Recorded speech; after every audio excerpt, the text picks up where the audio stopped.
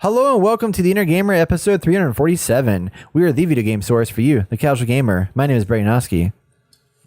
And I'm Austin Morales. Yes, and we don't have Jason with us today. He is having a big, huge birthday celebration, having a good old time, so he is not here, but we are here and we're ready to talk about all kinds of good stuff with the video games. Today on the Inner Gamer, we are going to be talking about my review of the Steam Deck hardware, portable handheld, bringing my Steam library on the go, very exciting, as well as Nintendo Switch Sports. And Austin is going to be talking about Elden Ring and his experiences with that giant epic of an open world from software game. Yeah. And for the gaming news, we have some hot takes from Brett. We also talk about Square Enix selling off Crystal Dynamics, Eidos Montreal, and more to Embracer Group, along with Disney Dreamlight Valley's Animal Crossing for Disney, and much, much more. For the topic of the show, we talk about bringing back game demos, because PS Plus is adding game trials to its third tier of stuff, and we talk about if it's a good thing or a bad thing, the positives and negatives, and so much more. So stay tuned for that, and cue that music.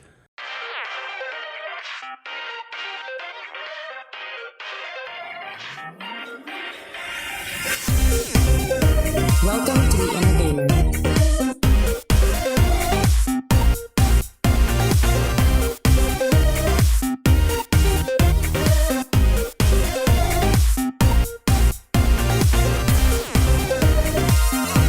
It is May 10th, 2022. Welcome to the Inner Gamer Podcast. Whether this is your first time or your 100th time, we thank you for listening. If you ever have any feedback, you can email us at hello@theinnergamer.net. And if you want to show even more support, consider donating or sharing this episode with a friend. Or your last time. No, it's not the last time. Every time you say that, I just feel like that's what it should be. No. It's supposed to be your 100th time because we've had 347 episodes as of right now. That's true. And that's a lot. It is so a I lot. feel like, if anything, you've listened to at least 100. At least. Maybe more. At least part of them. I hope so. Yeah. I hope all of them. If you've listened to all of our podcast episodes, send us a message. Like, I will legit send you something cool. Like, if you can, like, tell me that you've seen all 347 episodes, let us know. We will send you a gift because we appreciate you. Hello at theinnergamer.net. I appreciate you more than Brett. There you go. Austin appreciates you more. He'll give something even more. I'll give you I'll a give big, something. Come out to our events What's and Austin gonna give I'll you? appreciate it even more, and I'll give you a hug. What if they don't live here? Come to our events and I'll give Are you a hug. Are you going to fly him out? I will not fly Austin's you going to out. fly you out. No, I will not do that. Austin's officially going to fly you out. No, I'm just kidding. Screw you. That'd be awesome if y'all came to our event. So June 9th, we have an event coming up. Haven't posted it yet, but June 9th at Maple Branch Brewery in Fort Worth, Texas, we will be there with another event for video games, all that good stuff. You definitely want to come out and check that out. So mark your calendars, my friends. There will be pizza. There will be pretzels. There will be Hot dogs. hot dogs, and there will be beer, and there will be wine, and there will be fun times to be had. You don't want to miss it. June 9th. And most importantly, us. Yeah. Oh, yeah, and Austin will be there to give you a hug right. if you've listened to all 347. That's right. Oh, and Jason, what'd you want to say? Oh, that's right. You're not here. Yeah. He got stolen. We should probably mention that. Yeah, Jason's having a birthday weekend extravaganza courtesy of his wife. And he's not here right now. But He thought he was coming today. He thought he was coming. All week. He was excited about our discussion topic. He's the one who basically wanted to do it, and he's not here. We're sorry, Jason. It's not my fault. You have somebody else to thank for that. That's right. That's right. I'm talking to you, Sam. No, I hope you're having a great time. Happy birthday, bud. It's Yeah, been awesome. Jason's birthday. Glad we got to celebrate with you. We saw Doctor Strange in the Multiverse of Madness. Then people went skydiving indoors. That's right. Yeah. Everyone didn't realize that there's a net at the bottom where you walk in, and they thought that you just fall to the ground when they turn off the fan. But I was like, how does the fan work? It has to blow you up. It can't blow you down. It could blow you down. I mean, Yeah. it could. I don't know. But Gravity doesn't work that way, though. people didn't Gravity understand. keeps you down. Gravity naturally pulls you down. That's so you need right. something to push you up. So Law of physics. Des thought you just fall to the ground and hit your face Yeah. when they turn it off. Shout out to Dez. Yeah. Anyway, let's talk about video games, y'all. Also, I want to mention you can visit theinnergamer.net/donate to contribute, because that's where you go for all things The Inner Gamer. But we're going to talk about games we played. But first, we have something to talk about that's not a video game. Yeah. But instead, it's a piece of hardware. Woo woo. After almost a year of waiting. July of 2021, I pre-ordered this device, and it finally came in last week. Brett has the Steam Deck. Talk about yourself in third person. I have the Steam Deck, everybody. It is here. I've played with it. I've been using it for several days now, and I am here to tell you all about it. So for those that don't know, the Steam Deck is Steam, aka Valve's answer to the Switch, essentially, and it is their handheld version to take your entire Steam library with you on the go. This device is basically a mini computer. It is very, very powerful. It's got roughly a 720p screen, so it's not like a super, super high quality screen, but you can't really tell when it's so small like that. It's got a ton of controls, like so many controls, and literally it's got your entire Steam library from the palm of your hands. And there are 3 different options you can get. You can get a 64 gigabyte standard version that's $399, and that's just a regular hard drive. Then there's the 529 256 gigabyte version that comes with an SSD hard drive, and then they have a 512. I got the middle of the road one. I got the 256 SSD because I wanted a solid state drive. That means play your one game and then delete it so you can put another one in there. Yeah, actually, so far it's doing pretty good. I got 7 games installed right now. Yeah, and but they're not anything big. Well, yeah, that's true. Like, yeah. download a big game. And Download play a Call that. of Duty, then I'm fucked. Yeah. Yeah, because that game's like 100 gigabytes in itself. Yeah. Fuck that. Yeah, so it's not very big. It does have the ability to add a like a micro SD, just like the Switch does. So you can put expandable storage into it, which is nice. But that's not going to play as fast. no, it's not. Yeah. But the option's there if you want it. But you can decide which storage your game goes into? Yeah. Oh, You can move it around based on That's cool. different pathways and stuff like that. Yeah. Setup on this thing was so easy. Like I opened it up, I turned it on, I logged into my account, and I was done. That was it. Like there was no there was a couple of installations of like patches and stuff like that because it is the brand new. The model is just now starting to get in people's hands. So it was pretty easy to get connected, and then it tells you it's really nice because it's a Steam Deck optimized Steam store. So it has a category now for ready to play on Steam, basically. So Steam optimized games, where they've gone through and tested all the games that they have on their library and verified that yes, in fact, these do have full support, or they have partial support. And if it's partial support, it tells you in the app what the partial support is. So like maybe you can only use your touchpad keyboard or something like that. So those options are available to you. But this thing feels so good. Like it plays so good. It feels so good. I am beyond, like, I don't know if I'm going to touch my Switch that much anymore. Like, other than Nintendo specific games, this solves the problem of, like, because the Switch with so many different use cases where you can like detach the controllers, you can flip them sideways, all this stuff, the ergonomics of the device itself is bad. And Austin, you know this because you've bought like a separate grip to make it better, and accessories for it. But this one out of the box is clearly designed with the intent of like long-term gaming, where I thought the button placement was gonna be weird and just off, not right. And I pulled it out and I was like, holy shit, this feels so perfect. I mean, this feels exactly like what I want it to be. And I've sat there and played it. I've probably played at most like an hour in a sitting, and I never got cramped or, rough hands or whatever. It felt good. And there's a ton of control options on here. You got your thumbsticks on both sides. You got your 4 buttons. You also have a directional pad, and then you have these like haptic sensitive touch pads that you can use to also control various games. So there's like 4 or 5 different, or there's literally 5 different move input options on the controller. There are paddles in the back that perfectly fit your fingers on the back. There's 4 of those, and there's your 2 triggers on each side. So all in all, you have like 4, 8, 12 buttons that do things, plus like 4 different touch periphery, 5 different touch pads or whatever. A lot of options here. And then you have your volume controls, which the volume is way better than the Switch. It's not perfect, but it's definitely much improved over what the Switch has. And more than anything, I mean, the interface is so good. Like it plays. It's easy to navigate. It runs faster. Like the Switch right now, if you're trying to get in the eShop and download stuff, like it takes sometimes like pages take forever to load. This one doesn't really have that problem, and I just can't get over how good it feels. I mean, like sitting there playing games, like you jump into them, and if I'm playing my Steam library on the go, and it works so well. Yeah, I think the Switch is now like the kid handheld version. Yeah, and you probably don't really even need the OLED at this point. Just get I see a lot of people with just the Switch without the removable handles. Like that's all they have. Right. And I think that's perfect for a lot of people's needs.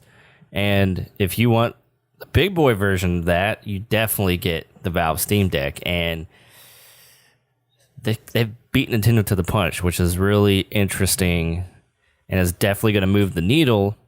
I don't think it's going to push Nintendo to be like, oh man, we need to compete like hardcore now against something like this. I think they're reaching out to different demographics, which is fine and probably good for both of their needs. But I feel like this is what Steam need to be working on instead of making a VR headset and then releasing Half-Life Alyx on it. Like the VR headset's great. Who's talking about it still? I don't hear anyone talk about it. I don't hear any games that are like, oh, you got to get the Steam's VR headset because it's so amazing. It's like, I understand. Like, I appreciate their whole philosophy of like, let's push the needle. Let's not make something and just make it because it's the standard now. This is what needed to come out. Yeah. This is what they need to focus on. And Half-Life Alyx needs to be not VR oriented. It's so stupid. Well, I mean, I like that they did Half-Life Alyx because we need to show like this is in a VR? Yeah. Okay. This is a AAA game that I personally think that it would not have. I mean, they would have had to redesign the game to put it on a PC. Like the way the interactions work and the immersion within the game world like is so built for VR specifically that I think they would have had to like redesign a lot of systems. Well, I think it should have been built for PC to begin with. Yeah.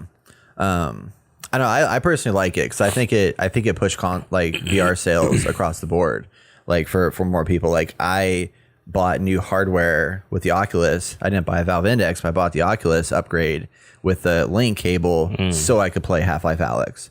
So it pushed more VR headsets, and I like the move on it. But I do agree that I think the Steam Deck should have been something that came out sooner, so that it could have better. I mean, because this. Maybe it shouldn't have though, because maybe they need more time in the oven to like work through it. Because if you look at the lifespan of like Valve hardware, they've definitely gone through a rough patch or a rough start to get into hardware that's like these guys make badass hardware. Because like their first release was the Steam Link that was meant to just like plug into your Wi-Fi and allow you to stream your games from your Steam library anywhere in the place. Problem is it didn't work great, and your Wi-Fi wasn't very good. And then they brought out the Steam machines. That was their plan of like, we're going to partner with all these other third-party computer people and build like Alienware made a Steam machine, and all these people basically like had Steam Big Picture, which was their UI for TV viewing, loaded on in order for you to play your games as a console somewhere else. And they brought out that Steam controller with it, which I bought one and thought it was gonna be great, and this controller just wasn't great because it didn't have traditional thumb pads. It just had the touch controllers, and it just didn't work well. So that was like a whole era that I think they realized a lot of what they did wrong, and then took that into the next iteration. And then they partnered with HTC to bring out the Vive, which I think was a great like system and stuff like that, and gave them the knowledge they needed to get in the VR space, and found what the mistakes were that they made, and then went into like, okay, now let's make our own piece of hardware with the Valve Index. And that was 100% their proprietary hardware. They didn't partner with anybody on that one. And I think that was necessary because they had already been playing in VR with HTC Vive and stuff like that before, but they were probably still working through like issues that they had from like the Steam machines. Because a lot of what's here was ideas from back when they had the Steam machines and the Steam controller that they've now merged into one big device. And I think it just took them a while to get there. So they needed this time to get to this point of like, okay, they've done it right. Because I mean, they literally have done this right. I mean, I know there's gonna be iterations that are gonna be better, but I can't say enough great things about this hardware. Like, I'm so happy with it. And I wasn't that way about, I haven't been that way about a lot of things, but this thing is like fucking awesome. It's so good. Well, I'm not saying that they need to come out with this sooner. If it come out now and they didn't even do the VR Valve Index, that's fine. Yeah. Like, I think they needed the time. I just felt like this could have been something pushed to the front. Yeah. That they focus on or whatever. Yeah. Yeah. Yeah. I mean, because I don't know if I don't know where their VR stuff's going to go, but I think for them, they just wanted, I think what they want right now is they want a device that they own for their library. You know, they want to get that out there, you know, because like the Steam Deck does it for their Steam games now, finally. And then their Valve Index does it for the VR games, because there's still a massive VR library out there that they have for all the VR headsets that aren't the Oculus, because Oculus has their own headset, you know, with their own library, and then Steam is a library for everybody else. Yeah. So like, I think it's good that they have a device on there for that they own and manage. Right. But I do think that like what they did wrong, it's kind of like with the Switch. It's like the Switch the problem with the Switch is that because there's so many pieces to it, the ergonomics of just like the handheld purpose sucks. And I don't want to plug it into my TV as much because it looks like shit on the TV. On my handheld, it looks great, but it feels wonky because it does so many different things. Right.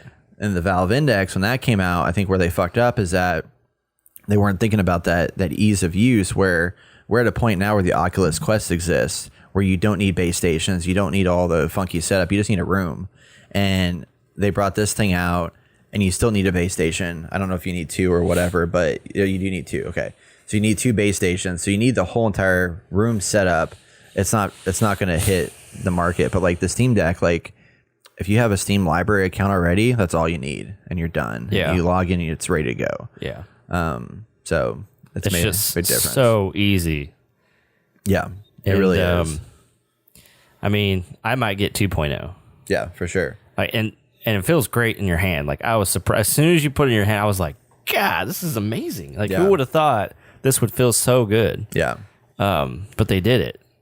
And it doesn't seem like anything interesting. Yeah. And all the buttons it has is ridiculous. I know. And you have, like, motion activated gyroscopes when you put your hands on the joysticks. Like, what the hell? Yeah, that was surprising to me. Yeah, we were looking at that, it's like when you're in like Half-Life 2 or whatever, if you have your hands on any of the touch pads for moving your character around, it enables like a full gyroscope, so you can move your hand around or move your whole entire device around to aim and stuff like that, which the Steam Deck or the Switch has that as well. But this was, I don't know, it just feels better. But, yeah, but you have I just to didn't go expect into them to have it. Yeah, like Breath of the Wild, you had to go into like your bow, like you had to knock an arrow, and then it allows you to use that. But you could also use your joysticks as well. Yeah. So it's very, very interesting. Yeah. Definitely a step in the right direction. I haven't really heard too much about this. I just know it's been getting in the hands of people, so I don't know. I'm surprised I haven't, but maybe I just haven't been looking. Well, what I think the problem is, so every podcast has been talking about it recently. Like they've all had their reviews on it, but not everybody's gotten their device. Because I mean, I was literally like the first day pre-order, and I just got mine a year later. So I think they got them in the hands of press first, and now they're just now getting out. I know a lot of people that pre-ordered them that still haven't gotten theirs yet, but are starting to get them now. Yeah. So. Well, I'm sure it's really hard to even create them right now. Oh yeah, yeah. With all the supply shortages and stuff like that, it's nuts. But it's only going to get harder. But I love that. I mean, they recently I keep seeing updates on like when I'm looking up news and stuff like that of them like apparently like 2 weeks ago they just announced like a shit ton of new games that are like Steam Deck ready, and they're pushing more and more as time goes on. Like you can play Elden Ring on here, and it apparently runs great. Like with Elden Ring, and I can play Batman Arkham, and like I was telling Austin earlier, I was playing Rocket League on it. I jumped into Rocket League. I thought it would be harder, more difficult, but I felt like I was doing just as good as I do on the PC or whatever. I mean, I'm capped at 60 frames a second, but it still felt great. So it was really, really nice to have that. I mean, I don't know. I just love it. Like if I were to give it a rating, I wouldn't give it a 10 out of 10, but I'd definitely probably put it at a 9 out of 10 right now. It's the best handheld I've used in a very long time. And it's big. I mean, it's a big device, but it works so well, and it's cool. I hope I don't have any issues later on down the line with it, but Yeah. I know you were talking about the little light bleed that we saw on the screen and stuff like that, but I think that's just It's almost also might be an negligible. LCD thing, like, because it's not an Right. LED, it's an LCD screen. Yeah. So it's those things tend to have some like issues, and that is kind of a bummer that it doesn't have the OLED like the Switch OLED now does, but I still think it looks good, and I think just the fact that I can play so many games on it, I just like that I have my Steam library I can take anywhere. Like, that's just such a nice thing, because that's what we talked about the Switch. It was like, it's such a breath of fresh air to have all these indie games we've wanted to play, but then you have to buy them again. But now it's like, I have all these indie games I've been wanting to play that have just been sitting in my library that I don't want to play on a PC. And now you got it. Now they're there. And for us, I think it's just easy to be like, well, screw the Switch. Yeah. You know, and it's the actual resolution is about the same, and it would have been nice if this came with an OLED. And does the max version come with an OLED? No. Okay, I didn't think so. Yeah, the only difference is the capacity. Right now, I mean, it's not necessary because of what you are getting, but I would hope that 2.0 has an option for an OLED screen. And I think they did look at using OLED. I think Lies Text Tips was talking to someone about it. And I think the way that the screen reflects light is what more they were going for. I mean, it's not major. It still looks pretty reflective, in my opinion. Would you agree with that? Yeah. Still looks I think so. reflective. Okay. Yeah, especially when I had the screen off and I was doing recordings of it, it's like my face is like everywhere. Oh, right yeah, there yeah. on the screen. Yeah. It's Well, very maybe reflective. they changed it because originally I think it was supposed to be less reflective, like more matte, so you wouldn't have so many glares when you're playing the game. But maybe they had to switch it at some point, and I haven't kept up with the design changes since that. But I think it would be nice to have a little bit better screen. And you know, it's funny that they didn't go with like a 1080p screen. I wonder if the resolution's negligible at that point. Yeah, You know, it could be. just because of how small it is. Yeah. It's definitely cheaper not to get 1080p. Right. But I would hope that we could get to that point. Yeah. Well, I mean, it is weird in a world where like we're in 4K gaming now, like on our main devices, that we don't have 1080 for our handhelds as much. Like, I know. you kind of think that would be there, but I mean, man, this screen's way better. yeah. my I mean, those phone screens is are great. Yeah. OLED, super. Yeah. I mean, you're paying like $1,000 for them, but Super crisp and stuff. Yeah. One thing I want to mention too that I thought was really, really cool, because of Microsoft's cloud gaming service that they have, you can play Xbox Game Pass on your Steam Deck.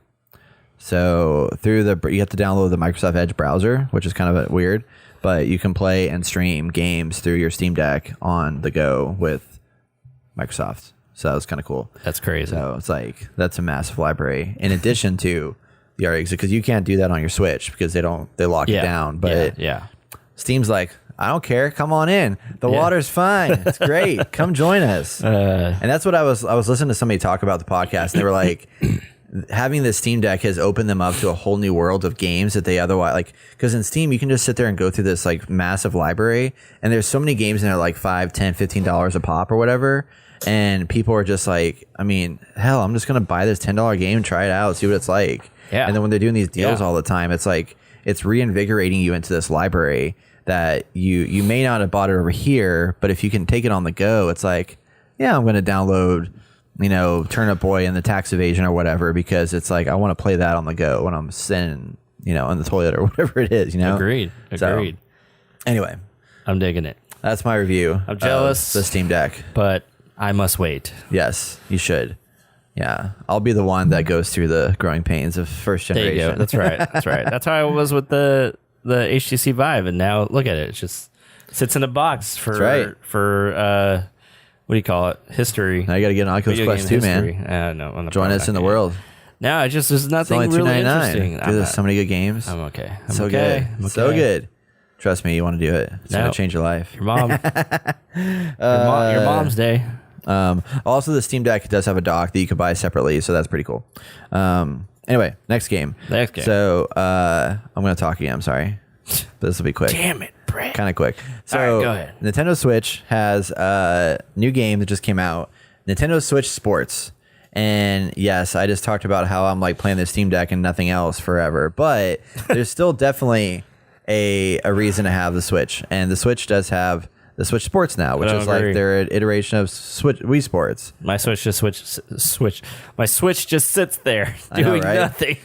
I'm trying to give reason to play my Switch. That's what I'm trying to do here. But Switch Sports is their follow up to Wii Sports. And so with Wii Sports, what was interesting is I was listening to a podcast interview with Reggie Fils-Aimé, or maybe it was in his book. But basically, Reggie Fils-Aimé, who was a former president of Nintendo of America, said that he pushed really, really hard to make sure that Wii Sports came out for free with the Wii. They didn't do that with Switch Sports. The Switch Sports is a $40 title that you have to buy to play. But what it does is it really, really showcases the gyroscope handheld technologies of your controllers that often get neglected because most games don't support that unless they're Nintendo games. So with Switch Sports, it's set up differently than I think the past one was, in that this one is meant to be online focused. When you play single player, you can do local co-ops. You can play with like 2 people in your house. But if you're playing solo, there's no bot mode per se. It's just you're playing against online players right from the get-go. Shit. Which there's like a asterisk for that in a second. But you load into this game world and there's this map of like a big, huge like sports arena. And you're looking down, it's like a 3D sports arena, and it shows you all the different options. And there's not even a tutorial when you jump into it. The first thing you do actually is you create your character. And the thing that I noticed was like this character creation is so sparse. Like I can put like 5 different hairstyles on my character. I have like 2 clothes to choose from, all that stuff. What I found out is there's very limited character like selection stuff at the beginning, and as you progress through the game, your progression unlocks new stuff for your character. So you get that stuff added into your game as you play through the game. So you create your character, you get into the game, you have 6 options to choose from.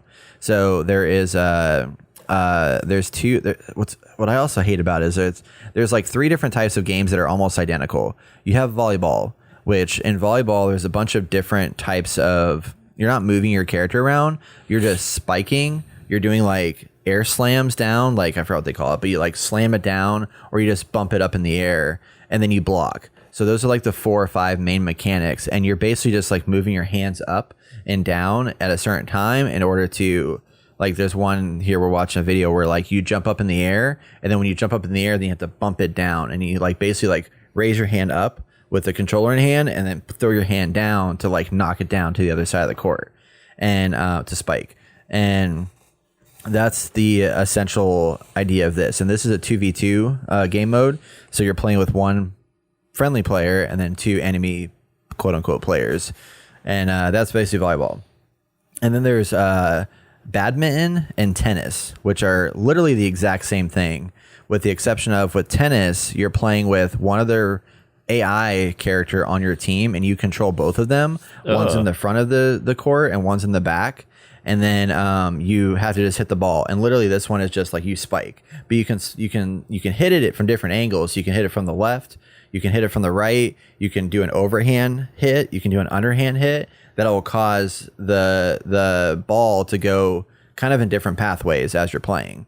And then there's the badminton, which is the same thing as tennis, but it's just 1v1. So you're in a smaller court and you're throwing the little like birdie thing up over top of the net.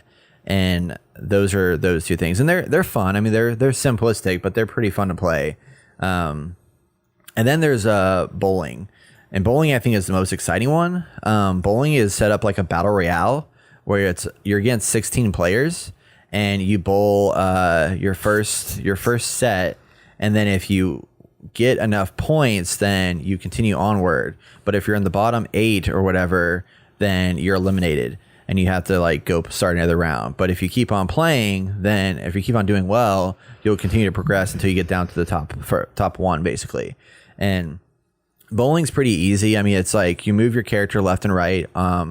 In front of the lane where you want to like start your like approach, and then you change the angle that you want to roll, and then you basically hold your hand up, hold the button down, swing back, and then swing forward and release all while holding that button down. If you don't hold the button down, you don't roll the ball. You have to hold the button down while you go back to swing.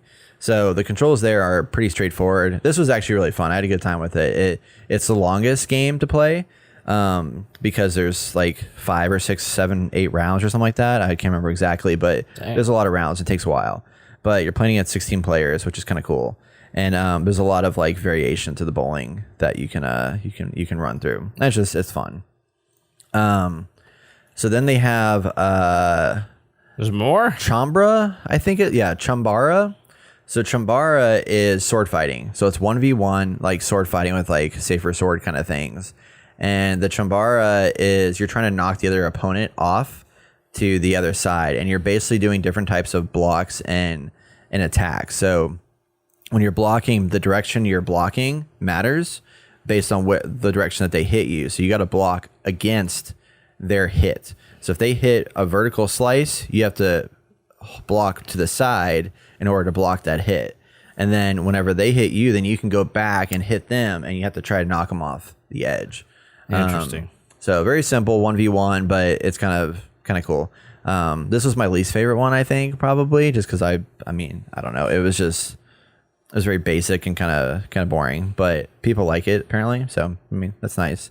But then there was soccer. So soccer is the most complicated one of all the game modes here. And in soccer, I think it was 4v4, I believe, or maybe 5v5. I can't remember. But soccer, you are moving your joystick to move your character around on the field. And then you have a kick with your arm that you use to kick different directions. So underhand kick will kick upward. If you underhand kick over to the underhand throw to the left, it'll kick to the left or the right, whatever direction you're kind of swinging your arm. And then if you swing from the top down, it does like a downward kick that keeps the ball on the plane. And then if you do both hands and swipe them downward, that's going to be a body dash into the ball that you can do to like hit the ball really far and hard. And in this one, you're just like running around the field and kicking a big, huge ball that reminds me of a Rocket League ball and trying to score goals. And you can pass to other players. You can kick around. It's very team oriented, much more complex. And it's the first, I think, like 3 or 4 points, something like that, or until the time runs out. And then you have like match point that you run through. But this one was really fun. I had a good time with this one. But the thing that I noticed in this is when you first start playing, because like some of these are new, like soccer is new, bowling is the same, but it's been modified. Chambara is new. So there's some things that are new that require training. So I was like, well, how are they going to put me against a player right off the bat? They don't tell you this, but when you start out, I think each game you're pitted against a bot or a series of bots. So when I started, I was so excited because I won like every single game I played. I was like, fuck yeah. I like killed it in soccer. I killed it in bowling, like all this stuff I just killed it in. And then later on, I got matched up with players in soccer and got my ass kicked. So I was pretty certain that was what was happening. And I saw an article come out that said Nintendo won't confirm or deny this, but it's basically confirmed that you play against bots in the first couple of rounds of the game. And then that's when the connectivity issues start to come into play. Oh. Yes. So the game is great, but this game is meant to be online.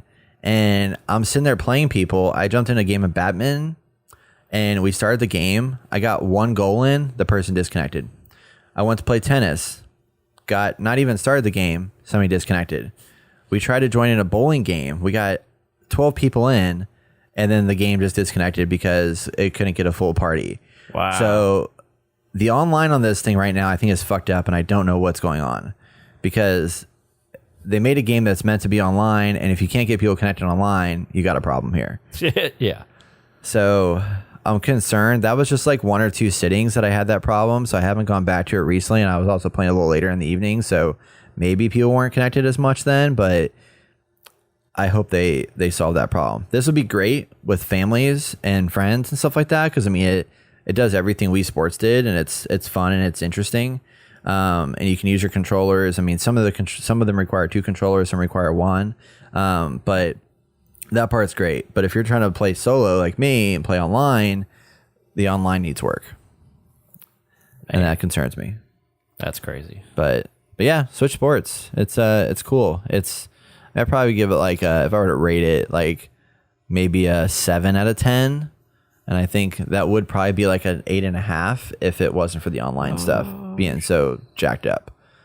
But I like the progression system because, I mean, like, as you complete stuff and you unlock points and stars that give you new, just new abilities or not new abilities, new stuff. And they have like new packs that come out every week that are like, you can get some item from this collection of stuff.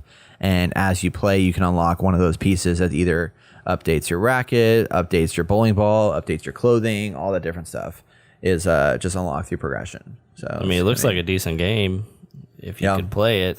I know, yeah. So I hope it's just like a temporary issue and they need to do some patch updates. But yeah, it's fun. I mean, it's got the core stuff's there. I don't think they should have badminton and tennis. I think they should have been more. They should have done a better job with their game selections because, like, a lot of games are just very similar. Yeah. So there's 6 of them here, but like, there's no difference between badminton and tennis. Same with volleyball; it's very similar. But I do know later on this year they're releasing golf. So there's gonna be a golf game that's gonna come out for free. That's gonna be added into this. So that would be nice. And I'm kind of hoping they have a couple more that kind of vary it up a little bit. So we'll see. Cool. See how it goes. I won't be getting that, but cool. Oh, come on, man. Join in with me online. Play Switch Sports together. Great. Screw you. Okay.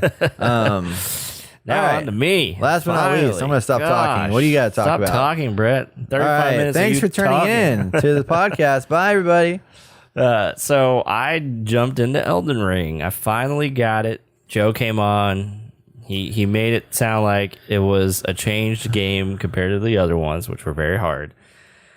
And I do enjoy it. I think there's a lot of updates or upgrades, maybe even quality of life changes, where this game is a lot more accessible. And I found myself having a lot of fun and going farther and getting less fatigued from difficulty than I usually would. And the main thing is you have your sites of grace, which were, what do they call them? No idea. Bonfires. Oh, yeah.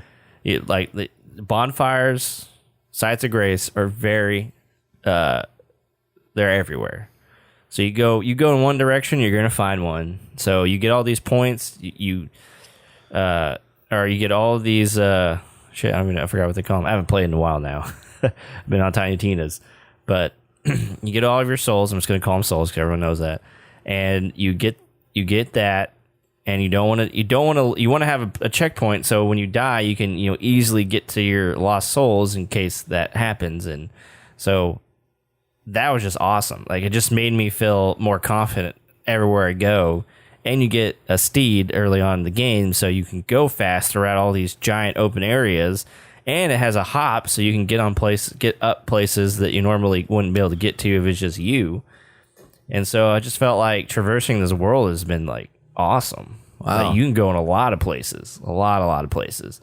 So I just been exploring, running around. Like, when I go on my PlayStation thing, it says how much story have you completed? I probably put in over 6 hours of this game, and I have done 0% of the story. And I was like, how is this possible? I thought I was following like the quest line. How many bosses have you fought? I've fought. That's a good question. I don't know, actually. Yeah. Well, I guess it's hard to tell too because there's like the mini bosses and the big bosses and stuff. Yeah. Less than 5, maybe. Okay. Definitely less than 5. And yeah, I've just been going along and just exploring and getting items and leveling up, and it's great, man. Like, it's just super streamlined. Like, everything. Go back and listen 2 podcasts ago when Joe came on. I mean, everything he says is 100% correct, and I think it's worth everyone getting into this game. I won't dive too deep into this because, I mean, Joe covered quite a bit of it when he talked, but I'm digging it. We got Jason to get it, and he's having a little harder time because it's a From Software game. So, that's not his favorite type of game. And he feels like when he plays this game, he has to dedicate a whole day because it takes that kind of mentality to get through it, which I understand. Like, I'll play it for like an hour or 2 and then I'll just put it down. Or if it gets too taxing, I'll just put it down. Like, I'll go find my bonfire and boom. But do you feel like you're at a disservice by just playing an hour? Like that game should be spent with more time, or do you feel like it's okay to put that time into it? Well, for me, the way I have things mapped out, it's like I'm in this one area and I want to explore it, right? Okay, I found a boss, so I can go to my map and put a little pin where the boss is at. And it's like, I might try it, or I might just wait. Okay. But now I know, Yeah. here's a point of interest I can come back to when I'm a little stronger. Right. And so right now, it's just me exploring the map and trying to figure out what is at, and then just make myself stronger so I can beat these bosses.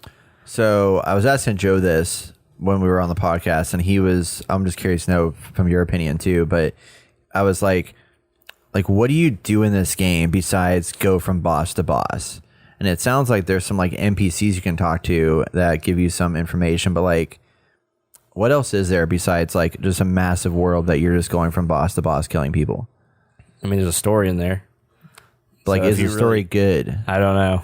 Apparently, I haven't completed any of it. Okay. So That's what I'm curious about, because what it sounds like to me, what I've heard, and I obviously haven't played it, but I need to, like, it sounds like you hear story, and there's interesting stories with each boss of like their lore and their backstory and like how they came to be or whatever, like in the beginning of the cutscene, the end cutscenes, and then like just reading all the shit that you unlock and get. And I know like every item you should read the description because they're really valuable and good to read. But like, is there? I mean, there doesn't sound like there's like overarching, like, let's take Horizon Forbidden West as an example. Like, you go to certain points in that, there's a point where you like cross over this wall. It's this big battle sequence. There's a whole cutscene. There's like an event happening there where there's like, you're having two tribes having to connect and talk to one another, and that's a progression of the story into the next region that you go into. Does that kind of overarching story stuff exist, or is it more isolated stories about individual bosses and things in this overarching world, but there's no carrot on the stick that's like, I have a thing that I need to get to at the end of the line that's like, you know, like in freaking Zelda, it's like you have to defeat Ganon, who's like taking over the entire world. Is there that here, or is it more like you're just killing a bunch of bosses and they have really, really cool stories? I'm not the right person to ask that. There is a small carrot on the stick, because when you go to these sites of grace, after you activate it, it sends this like glowing dust in a direction. It's like, here's the next site of grace. Head that way to find it. And that is just leading you through the world, which I assume, I'm pretty sure they said something at the beginning that's like leading you to the story. And like, if you just follow these sites of grace, you're going to continue forward on the story. So there's a lot of them too that aren't even like on the right path, technically, that you find, and they still send you to other sites of grace in the world to help open it up for you. So that's the only like little carrot on a stick if you're trying to figure out. So there was no like initial story set up. Like when you load the game, what's the first thing that happens? There's a cutscene and like telling you about the world and stuff. Okay, yeah. Okay. But yeah, for the most part, it seems like that's just what it is. Like there's a story here if you want to find it. That's why I watched people on YouTube talk about Bloodborne, and they went through this whole thing. They talk about the history of H.P. Lovecraft and how he was a big inspiration for the world, and certain creatures are just like it. And so like the guy's kind of piecing stuff together where maybe you wouldn't be able to know unless you did it yourself. So like that's what I look forward to. Like, I'm going to get the story online somewhere. I'm probably not going to get it on here, because there are a lot of things you can read and get. Like, you know, Joe said there's a sword that tells a story of a knight that you have to fight. And it's like, oh, okay. Makes sense why that. But you're like, I don't want to do that. I just want to find out. I don't want to do that. You're either going to give me cutscenes and characters that I can watch and listen to, or I'm just not going to. For the most part, I'm not going to do that. Yeah. Now, if there's like environmental storytelling that gives hints and clues to stuff, it might intrigue me to be like, oh, let me dive deeper. Yeah. But so what is it about this game that you like then? Because I know you're a big story guy, but the story is not as quite here. Like, what is the thing that you appreciate so much about it? It's challenging. To the challenge, yeah. Yeah, it's a challenging game, and there's cool stuff in here, like the weapons and the builds and stuff, which is kind of over my head a little bit. And just seeing how far I can get before I'm like, I can't do this anymore. Is the exploration have the same appeal as Breath of the Wild? Well, That's a loaded question because they're both kind of weird games. Yeah. Breath of the Wild has a lot going, like doesn't have a lot in between. It doesn't. It doesn't. It's very open and empty because it's on a Switch. And I remember a lot of people saying, like, you know, when you're playing like Breath of the Wild. I mean, I didn't like Breath of the Wild. Obviously, I've mentioned that here, but like, I know a lot of people that love Breath of the Wild is because they're like on a mountain or whatever, and they see something in the distance. They're like, I want to go explore that. Yes. And whereas like in Dying Light 2 or even Horizon Forbidden West, there's not as much that I'm like looking off in the distance and be like, oh, what the hell is that thing over there? Yeah. Because it's just a bunch of trees and like, it's just stuff. There's no like big, huge, crazy, cool landmarks or anything like that. Are there those landmarks you can see from a distance and things that you can like identify and be like, that area over there looks really, really cool where I'm standing? Or is it more like the waypoints take you to those places? And then that's when you like, it starts to open up once you get closer. Yeah, it's more of the sights of grace leading you along to open things up. I mean, there's certain things like there's these giant golden trees in the world that you can go to, but there's a lot in between that. So it's kind of like, oh, that's kind of cool. I want to go see that. But at the same time, there's this giant world in between all of that. So it's you kind of get lost in the path, which I think is part of the story, which I haven't gotten to yet. Do you think this will be your game of the year? Or do you think that's potential? Okay. For me, it's not going to be a game. It's just not what I enjoy. Yeah. And some people just love digging into this world and figuring all this out, and that's great. Yeah. You know, and if that's what you're into, that's probably going to be your game of the year. You know? It's crazy to me how much people have like, I mean, like all the podcasts I listen to, all are just like, this is the best game that's ever been made. It's going to be the greatest. And it's just like, from what I've heard from you, from Jason, I mean, like Joe was really hot on it and stuff like that. But like, but he specifically likes these types of very challenging. Right. He likes From Software games, but like for a casual gamer like us, like it seems like it doesn't have that same appeal. And I just wonder like why it's so different. Because I mean, there's people that are like, I'm never going to play another game that's going to match this level of whatever it is. But to me, it doesn't sound like it's that good. I mean, but I also felt that way about Zelda. I didn't like it near as much like everybody else did. I mean, there's some master. I mean, dang, what was I going to say?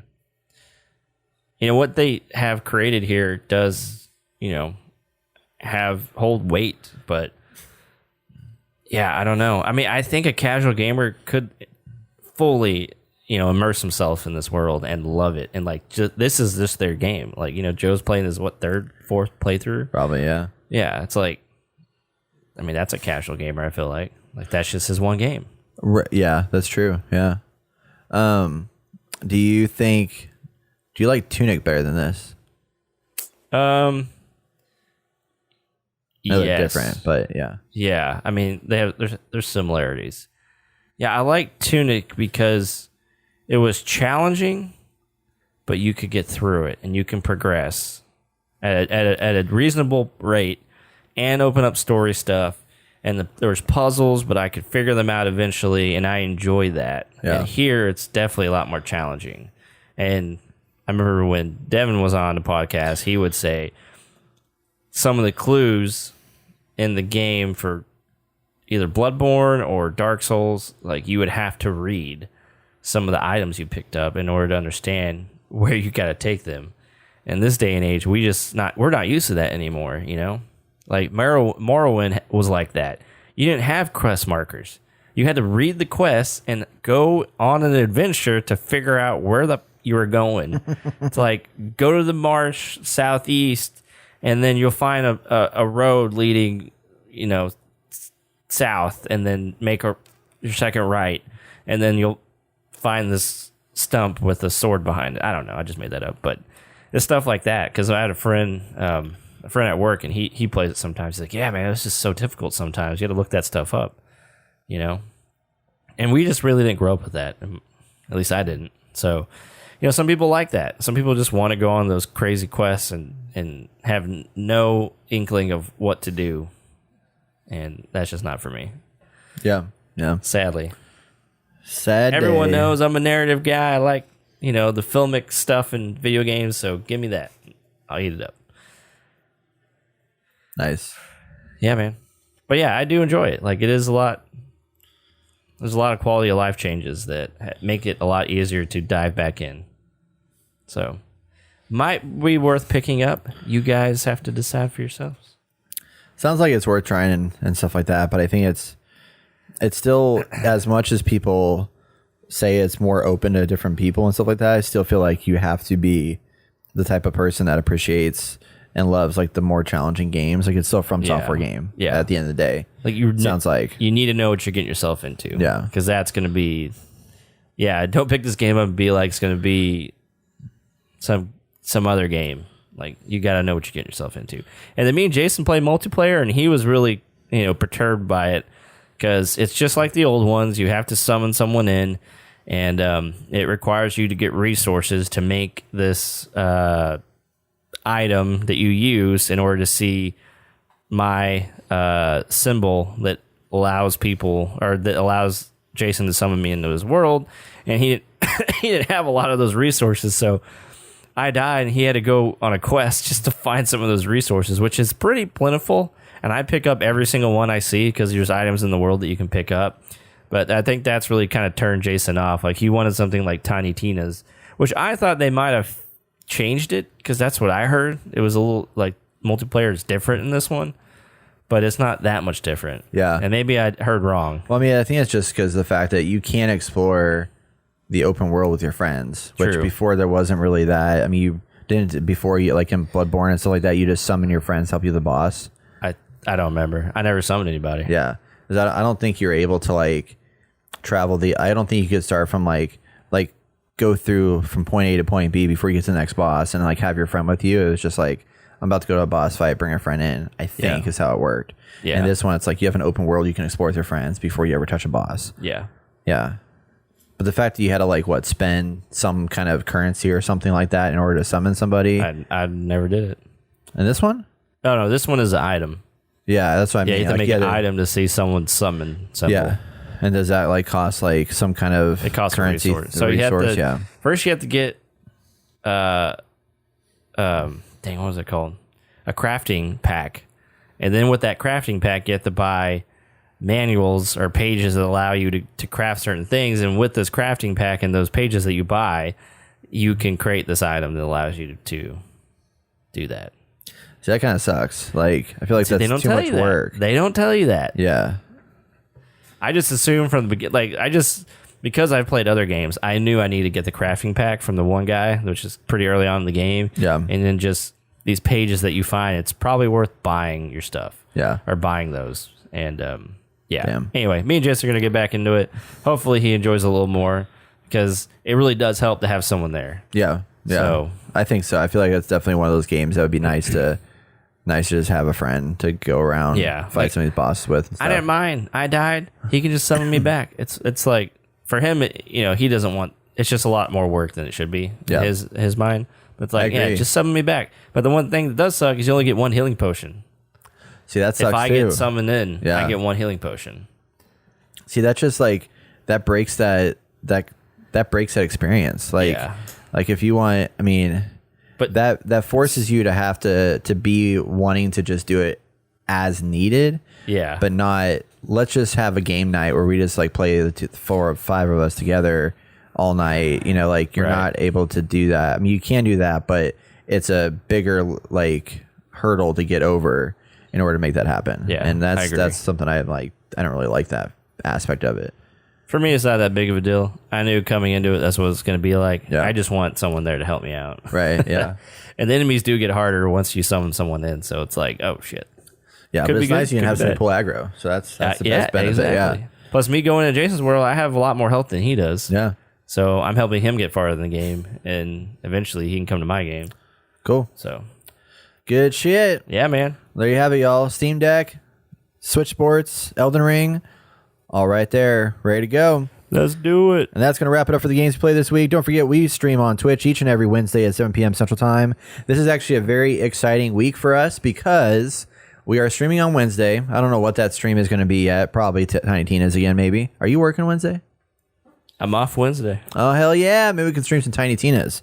So join us in the fun at twitch.tv/gamercast. And be sure to follow us to get a notification when we go live. But that's not all. on Friday the 13th. This Friday the 13th, we're doing a special stream for the launch of Evil Dead the game. So you can join me, you can join Jason and Austin. I'm off. And Austin. All three of us will be there playing Evil Dead the game, probably bringing Travis in there too. So it's going to be fun. Come watch us and join in the craziness that is Evil Dead the game. We're very excited about that. So be there or be square. Wednesday and Friday this week. Y'all, it's going to be exciting. Hails to the yeah. We'll be right back for our video game news. You're listening to The Inner Gamer.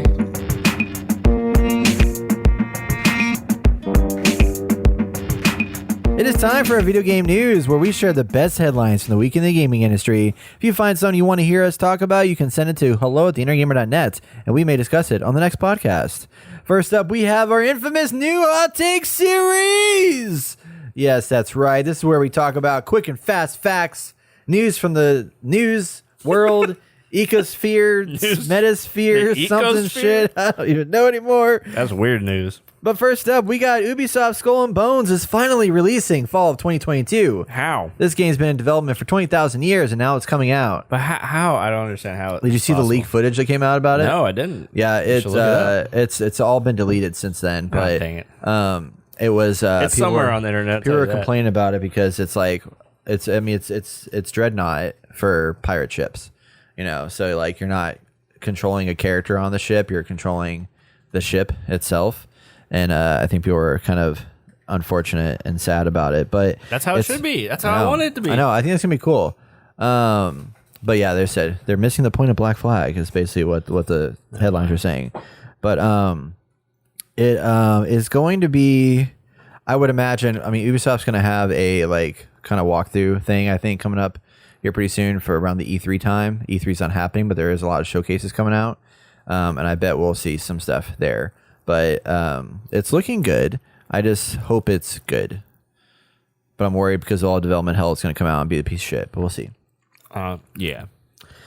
And then after all the controversy, remember when Activision was like, Blizzard was like, y'all have phones? You have phones, right? Well, they decided Diablo Immortal is coming to the PC. So funny. So it's still coming out on the mobile phone as well, but it's going to be launching an open beta on June 2nd, so it's finally coming, and they decided, well, I guess we will bring it to the PC, so you don't need a phone anymore. And it was funny because I was watching an interview where they had the guy who said, like, don't y'all have phones, mention in the interview, he was like, yeah, it's coming out, and it's also coming out on PC too. And the way in which he said it, he was like, haha, making a joke kind of thing. So it was very funny, but I guess they finally realized that, you know, you should have finished they fucked up. And you don't need phones anymore. Yeah, right. You can have them and not need them. Exactly. So Well, I don't know. This is. Would you play? Are you gonna play this? I don't think so, because they were saying that this is just a complete copy, or it's just a reskinned another mobile game that whoever was making this game just that's what they did. So it's like nothing. It's not going to be like Diablo 4, but maybe it has some fun. I don't want to play it. I don't want to play it. I don't want to play it. Well, this thing here really threw me off. Is that so?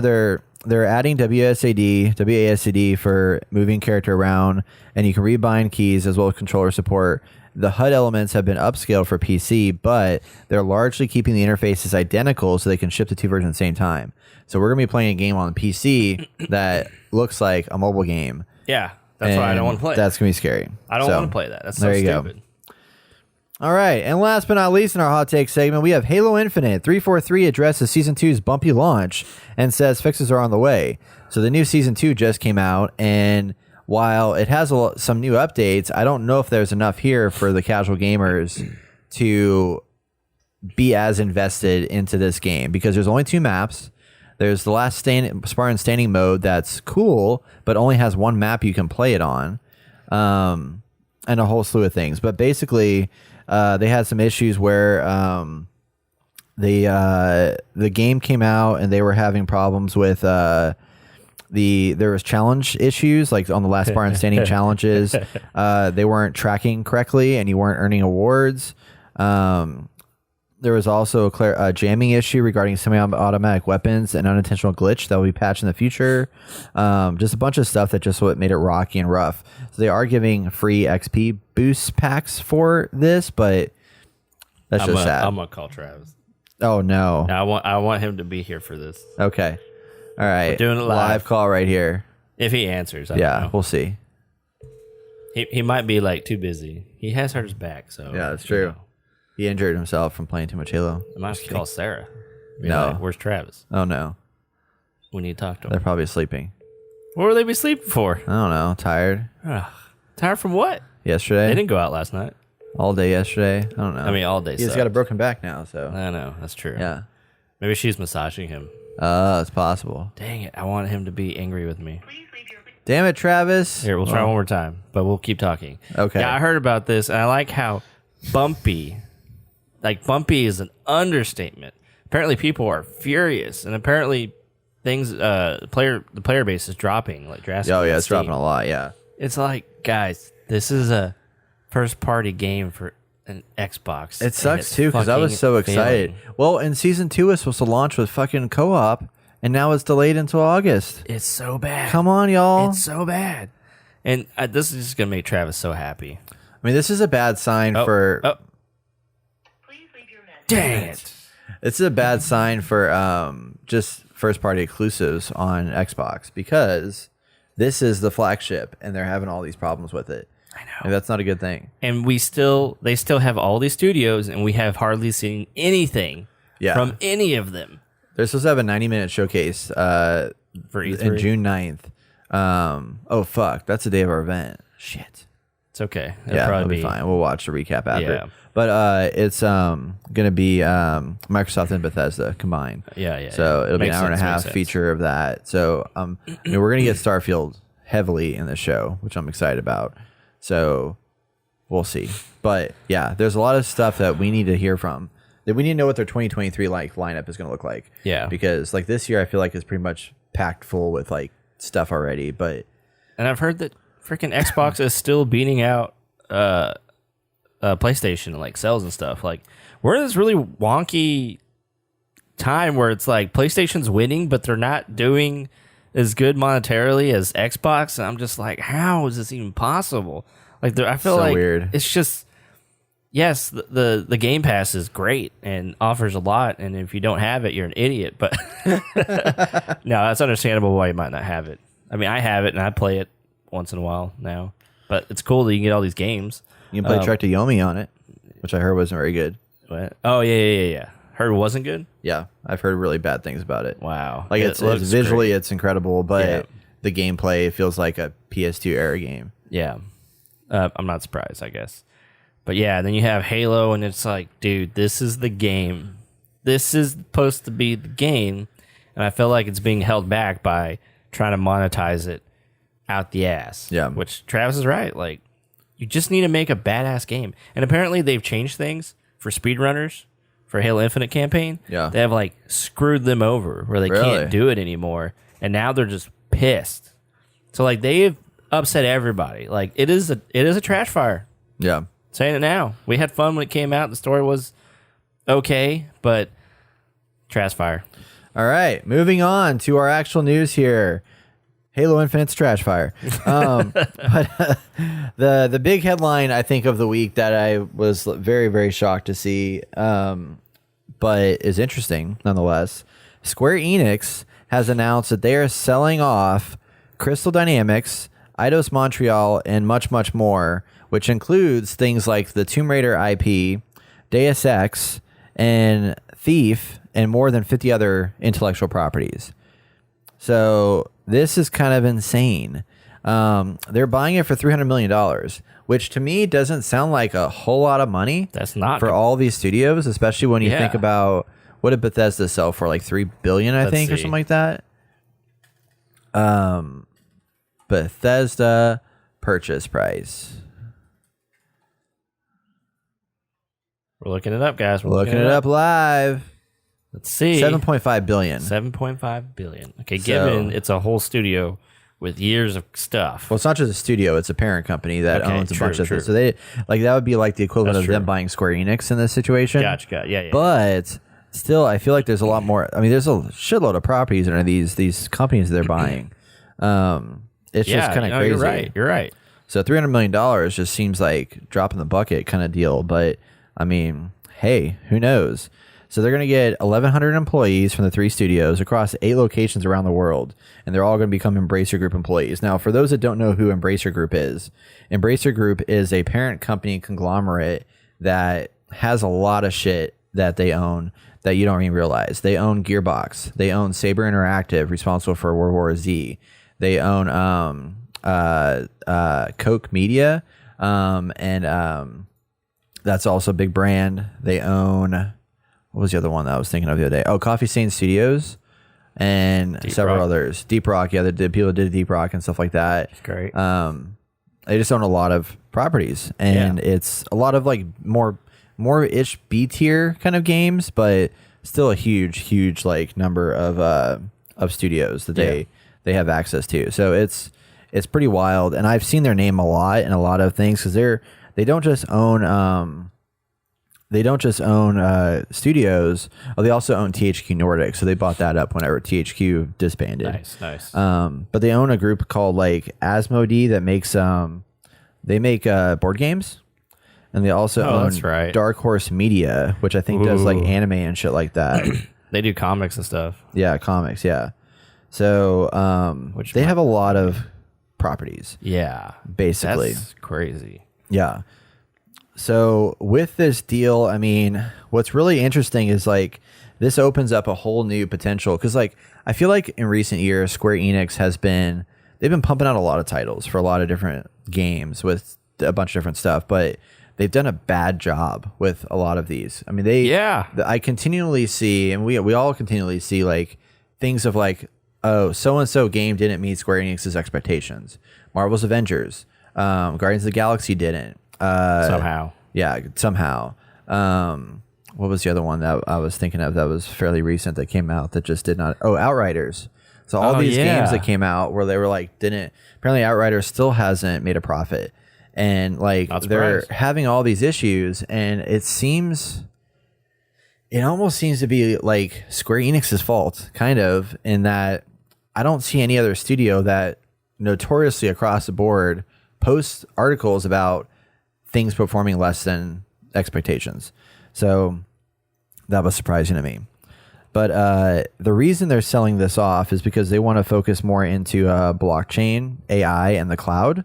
So they want to invest in those fields. So they're going to do less on like publishing titles and more on like investing in technologies. So yeah. Yeah, I heard that they were just trying to get more into crypto or NFTs. Yeah, exactly. Which apparently is drastically falling in value.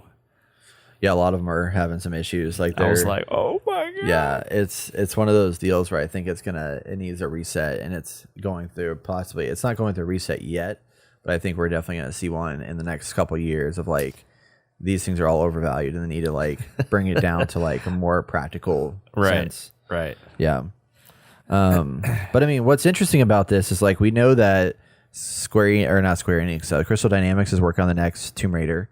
They're likely going to put Marvel's Avengers to rest, which sucks because I mean I still like Marvel's Avengers, but that one has a little bit more content coming out, but they've considered that a commercial failure in their mind.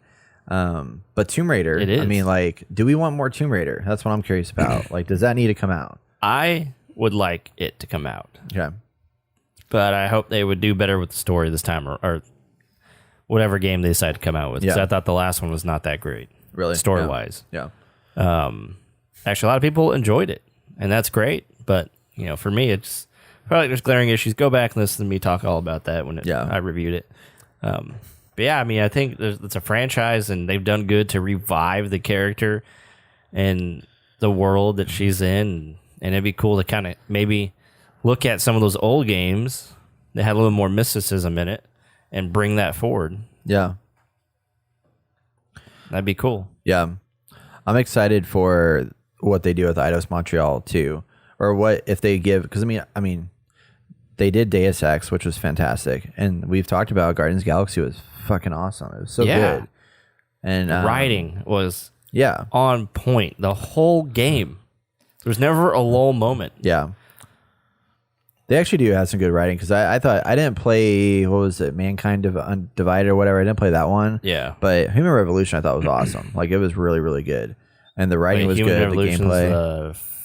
The last one that came out? Wait, no, maybe I'm wrong. Maybe I'm thinking backwards. Undivided. Whatever the second one was. Yeah, I forgot which one. But that one was not that great. I expected a lot more, and they hyped that game up, being like, look at all these mechanics and things you can do. And I was like, man, it's just not hitting the same way that it should.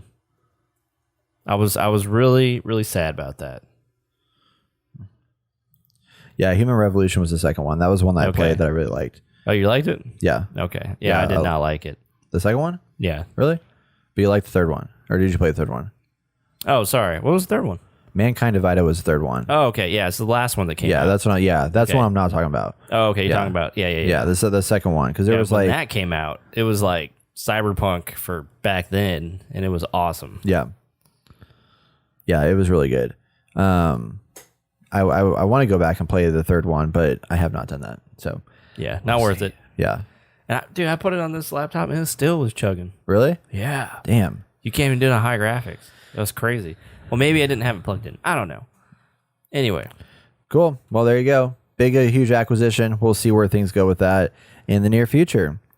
So in addition to the Diablo Immortal coming out on PC, Blizzard announced a new mobile game, and it's actually not something that made up people upset. It's called Warcraft Arclight Rumble, and it is going to be. What is this? So it's not a replacement for another game that you should have gotten. It's just an add-on game to an already existing franchise. Oh. So it's basically a Warcraft game for mobile. That's what it is. And this is going to be a, let me see here. Where's the description of it? It even looks like a freaking mobile game, like in the designs and stuff like that. It's a mobile action strategy game. It's gonna be free to play, and it's in the Warcraft universe where collectible minis come to life to battle in frantic melee skirmishes. You play in multiple modes, including the single player campaign, going head to head in epic PvP battles, playing co-op, and more. Experience the true meaning of joyful chaos. And it's got those silly looking graphics, like the cell shaded graphics that you can go through and stuff like that. But PvP and PvP, battle with your friends in co-op or against them in PvP, collect over 65 minis and build multiple armies. So it's kind of got like a Hearthstone kind of vibe to it with the card collecting, quote unquote. Is this like that one game that came out and was hot for a good minute on Steam? Steam did it. Oh, I know what you're talking about. I forgot what it was called. Fuck. Dota something. Yeah. It was like a Dota Overworlds world. Yeah, I think Dota? that's it.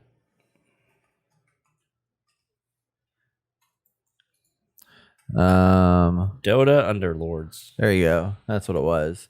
Yeah, I think it's similar, but it's not that same. It is similar in that you're like moving characters up in the battlefield and stuff like that, but I forgot what that game mode was called. But it's a little bit different. But Yeah. I don't know. It's a mobile game, it's kind of cool. You get something to play. And at least they were honest with people and they were like, hey, this is what it's meant to be. You're not getting a Diablo game, full style Diablo game. It wasn't a full presentation at BlizzCon, which has not happened for a while, I think. That too. That would have been awful. But yeah, pretty cool.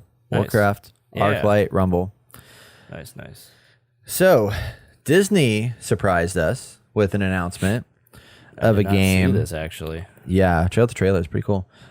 This is a game called Disney Dreamlight Valley, and it is a new Disney-inspired life sim that the Verge says feels as if Disney adults got their hands on the Animal Crossing source code.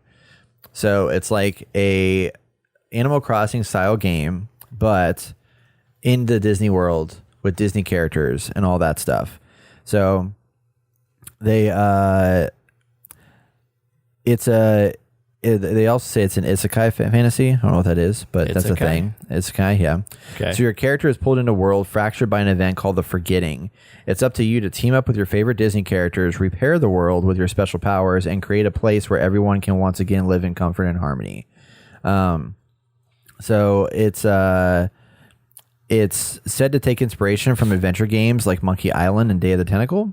And instead of fighting to complete your goals, you're charged with non-combat tasks like fishing or crafting. And then there's a social element to the game. Each Disney character you encounter has their own story that you can only progress if you improve relationships with them, improve your friendships with them. So, for example, Castit's character befriended Goofy by fishing with him. The more you fish with Goofy, the more your friendship increases, the more rewards you earn and story you unlock. And then there's a lot of characters in this game, such as Scrooge McDuck. There's a character named Remy, and all of these different characters give you perks that you can unlock to progress their self-contained stories. So Scrooge McDuck lets you runs a local general store where you can purchase cosmetics for your home. And in order to do these things, you have to make these friendships, build these friendships up. So during the events of the Forgetting, the Disney characters fled the shared world, retreating to the relative safety of their original home worlds. Ariel returned to Under the Sea, Simba to Pride Rock, etc. To get them back, you must travel to their world and solve puzzles to bring them home. So you can go to different places like where Wally was at and work to bring them back to where you are. You can also explore the world to find tools like a pickaxe or a shovel. Use it to gather materials for crafting. It's all very Minecraft-like, etc., etc. Yeah. And you have jobs that you can do, become interior and exterior decorators. And then there's an end game state where there's oodles of stuff that you can be placed around the world to basically create the Disneyland of your dreams. I can see this being big Yeah. for a niche group. Oh, yeah. Definitely amongst kids. Like, Well, graphics look amazing. What I like about it, too, is I could see this being like, this is kind of like, this is going to appeal to like not just, kids, but I think more, all the casual gamers are going to eat this up. I think it's definitely going to attract a huge female audience of people, like, fans of The Sims, fans of Animal Crossing, those kinds of things. Like, I think will definitely want to jump in here and play this game. Define a female, Brett. A female that. You're not a biologist. Yeah, I don't know. It was a joke. I female. thought you knew. No, it was, yeah. There it is. Yeah. I don't know. I'm sorry. I just derailed this whole conversation. The end. But yeah, I can see the same people who loved, what is it? Animal Crossing. Yes. Definitely can dig this. Yeah. It's definitely like one of those games, like kind of when we got the announcement of damn it, I can't remember all these names now. That Super Smash Brothers like game that's got all the characters, that Scooby Doo and all that stuff. Multiverses. Yeah. Yeah. So it's kind of like that. It's like, oh damn, never would have expected this to exist, but it's kind of awesome that it's going to. Yeah. And this is similar in that, okay, you have this like crazy wild Animal Crossing experience, but with all the characters that you know and love. So it's more kind of like, when Brawlhalla came out, it was cool, but it's not like all the characters that you know and love. Right. And now you got them all right here, ready, ripe for Catch them all. power. Yeah. Gotta catch them all. Or like Hogwarts Legacy. Like that's gonna be so cool to like explore the world that you're so familiar with. It's good shit. Yeah. I dig it. I won't play it, but are you gonna get it? Oh, I'll probably get it. Yeah. Dang, really? I like Animal Crossing, man. I put like freaking 60 hours in that game during the pandemic. That's a lot. It was fun. Well, I think Sam probably play it. Oh yeah, for sure. See, You and her can play it. She's a female. Is there co-op on this? Yeah. I don't know. Probably not. I mean, Yeah, I think I can see there's. that. I think there could Visit be. my world. I think there probably is gonna be stuff like that. I can imagine. Yeah, they'll probably fit something in there. I don't know who's developing it though. Because that's something I should probably find out. Good Because question. yeah, it's Probably Disney. well, yeah, but they Or don't. Game Loft. No. Game Loft's doing it. Oh, fuck that game. I'm not playing that shit. They're a mobile company. I know. What the hell? Man, I mean, the that's- graphics look great. Yeah, that's I'm true. surprised. I don't know. Maybe it will be Wow. good. Who knows? And coming soon to Apple and the Switch. Of course, it's coming to Apple, but there's no Yeah. Steam Deck. Oh, I guess it's on Steam. So It's yeah. on Steam. Okay, interesting. Huh. It's very interesting. Okay. Well, Yeah. guess what, everybody? What? Call of Duty's falling apart. They are? Yeah. the Call of Duty player base declined by 50 million users over the last year. Oh, man. 50 million. Oh, man. This actually is into another story on a wider scale. But go ahead. Yeah. That's a loss of 1 in 3 Call of Duty players. Pretty insane. So I don't know. So apparently, not only was it the disappointing reception to Call of Duty Vanguard, which Activision came out and blamed World War II, and they said that people don't like World War II. And they also blamed their own execution and a lack of innovation. Well, at least they got that right. Well, yeah, because the game came out and there was no like what's different vibe to it. I mean, nobody talked anything positive about the story. The multiplayer was like the same old shit it's already been. There was nothing new and exciting to it, so that's why nobody bought it, because there wasn't anything cool. I'm seeing a trend here when people fuck up these game launches. They're like, oh, well, it was this, it was that. It was the fans, blah, blah, blah, blah. Like, these people cannot take responsibility of their fuck-ups. Yeah. Like, think about it. They have to make everyone look bad because then their job's in jeopardy, and they're like, oh, I didn't mean to mess it up so bad. Yeah. I also just think that, Call of Duty is running out of... Warzone is getting more popularity than their regular game itself, and that's becoming an issue that I don't know if they need to kill their multiplayer or they won't do that or what. Yeah, you're talking about because they come out with a campaign just so they can come out with multiplayer maps for multiplayer stuff. Yeah, it just all needs to be tied together. A logo just came out that they are working on. This year's game will be Modern Warfare 2. But I love how it's like the same names that they've already used from the original generation. It's like, you need better names, because now if you Google Modern Warfare and Modern Warfare 2, it's like, do you want the old version or the new version? Right. I'm like, come on. It's stupid. But, I think it's good that they're going that direction. I was excited. The Call of Duty World War II was really good. I thought the single player was fun and enjoyable. They just screwed up on this one, I think, and just did a bad job of work on this one. Easily. Because I think this one was probably another one of those, they're trying to catch up and quickly put something out after a botched previous launch or whatever. Easy. Maybe. Yeah. But it's just unfortunate that the Call of Duty franchise has been so good in early years, and then it just, ever since Modern Warfare 3 came out, that wasn't great. I feel like it started just going downhill. Yeah. Advanced Warfare was really cool. That was one that was really futuristic and had a bunch of it was kind of very different for a Call of Duty game. But at the end of the day, the game actually was great, and the story was good, and the multiplayer, even though there's a lot of weird shit going on in it, it was still fun. Yeah. And then when Modern Warfare, the reboot came out, that wasn't bad. But then they've had a lot of misses in between. And it sounds like they're slowing down on releasing games, but they definitely need to figure out their online system, because they're struggling. And it's also hard because there's just so much shit out there on multiplayer that we talked about in the past.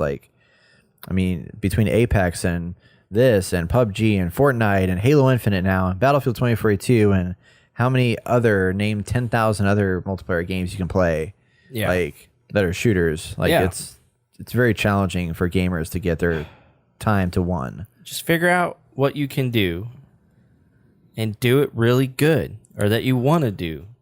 Fortnite is great at the Battle Royale that they have created, and they just keep bringing out content for it. Great. Just keep doing that.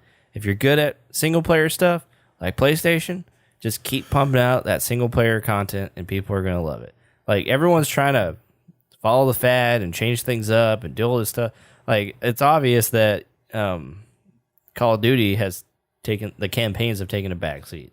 None of them are anything really to talk about. It's and they're all 6-hour experiences now. Yeah, it's do you want to do it or don't you want to do it? Just cut it out. There's no, and then they at this point it's multiplayer has to be with the campaign, and then that's what they focus on, and then they have all this stuff tied together with their Battle Royale. It's just it's so confusing with Battle Royale, because whenever new games come out, it's a hodgepodge of the old game, the new game, a bunch of other mismatches of stuff, and then it ultimately just takes up your entire hard drive space. And it's I feel like they should have split out Warzone into its own thing and let that Agreed. just Agreed. like exist as its own title that has its own release cycle, and then have this multiplayer over here. And maybe you get some, if you buy the Call of Duty game, you'll get some bonus skins and shit for Warzone. Yes. But not make it to where it's like one app for all that stuff. It just needs to be separated and like it's, I totally agree with that. you know, split off into its own deal now.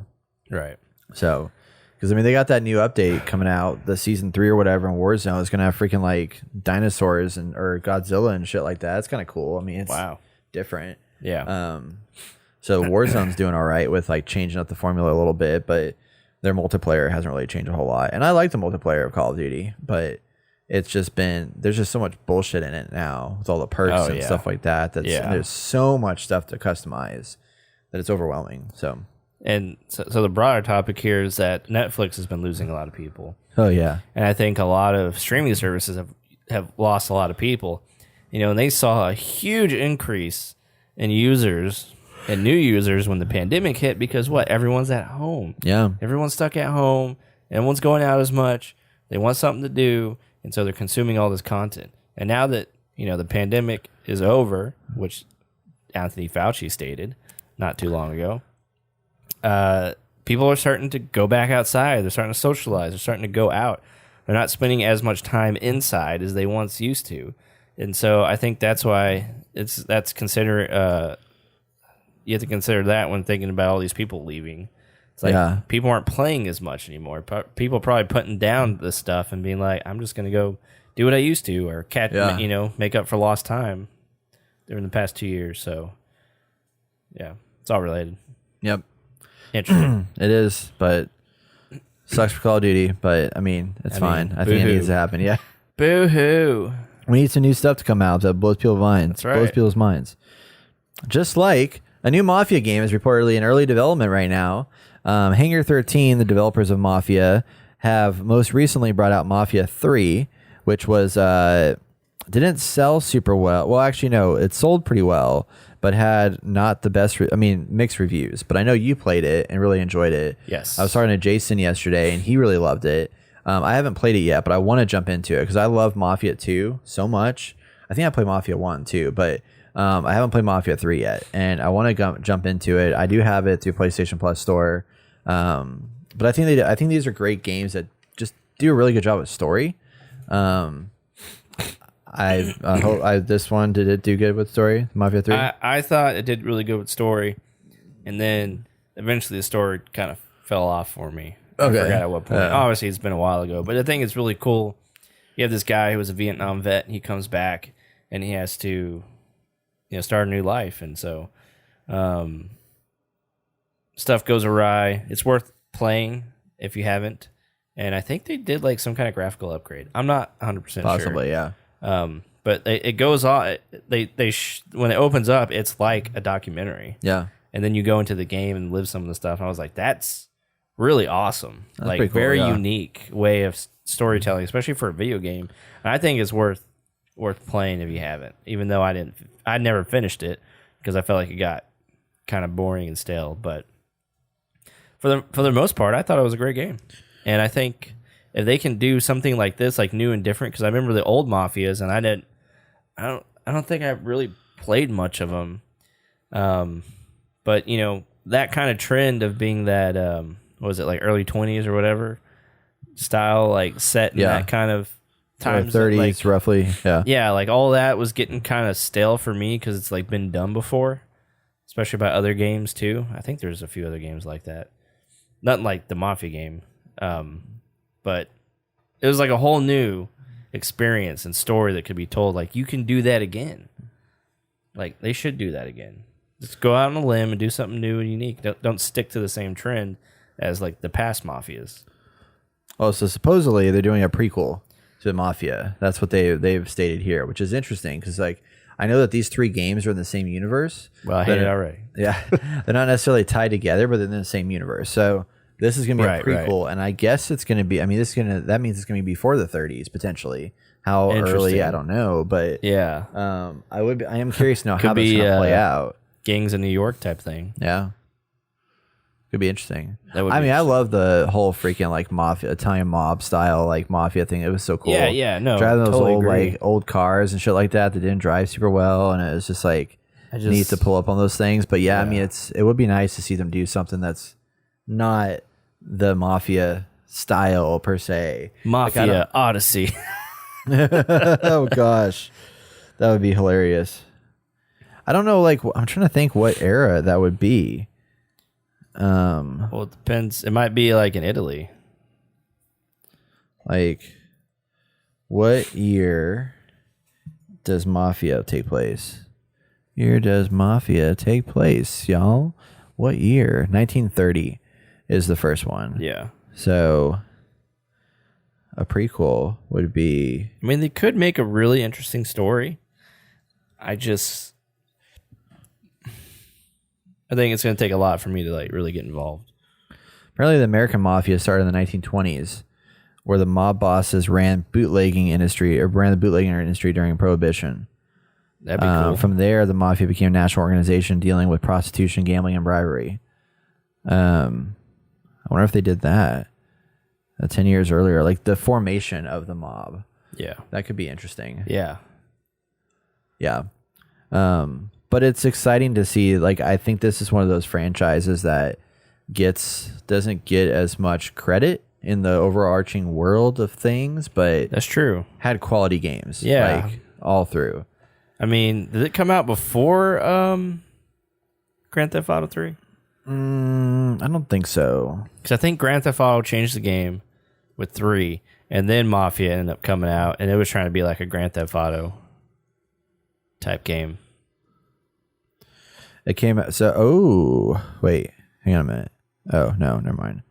Mafia 2002, and then Grand Theft Auto 3 came out in 2001. So, Mafia came out a year after Grand Theft Auto 3. So that means it was in development at the same time Grand Theft Auto was. That's interesting. So they were doing a similar type of, because that first game was open world too. Right. Small open world, but it was open world. Yeah. So they were similar. This definitive edition of Mafia looks really good. Hells yeah, it I does. think I heard it was like, didn't play well. There's glitches and issues. I don't know. I have to look it up. But Yeah, I think I heard about that too. They did have some problems. this came out in 2020. Very, very interesting. It's like built from the ground up. It looks like they did I don't like remember what they did. they did mocap for it, at least facial mocap. Huh. Yeah, it's crazy. Man. Might be worth playing. I don't Yeah, know. no, I might have to download it. Check it out. See what it's Yeah. all about. That's right. But yeah, Mafia is coming out again. Excited to see that franchise come through. Wait, what do you want to see? Huh? What do you want to see story wise?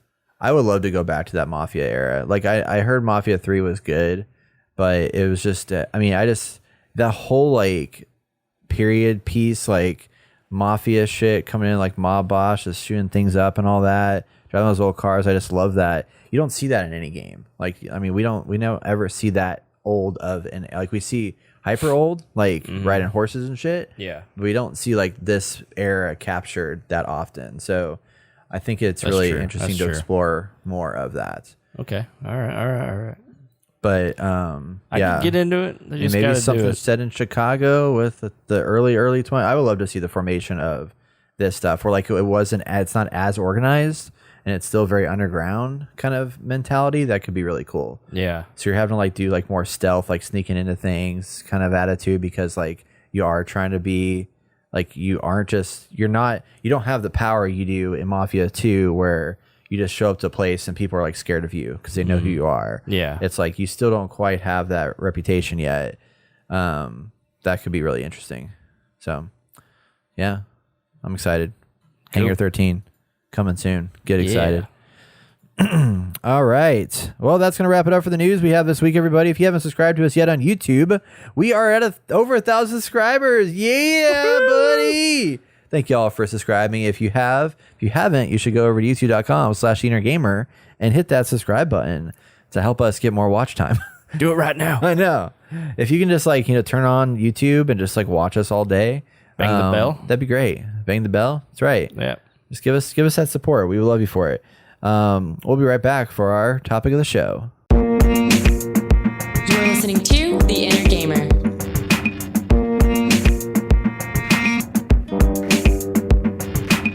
It is time for our topic of the show. This week we're going to be talking about bringing back the game demos, my friends. This is a call to arms to all game developers and publishers out in the world that we want the game demos to come back. Why are we talking about this? Well, Austin here sent us a video, or was it an article? Probably a video.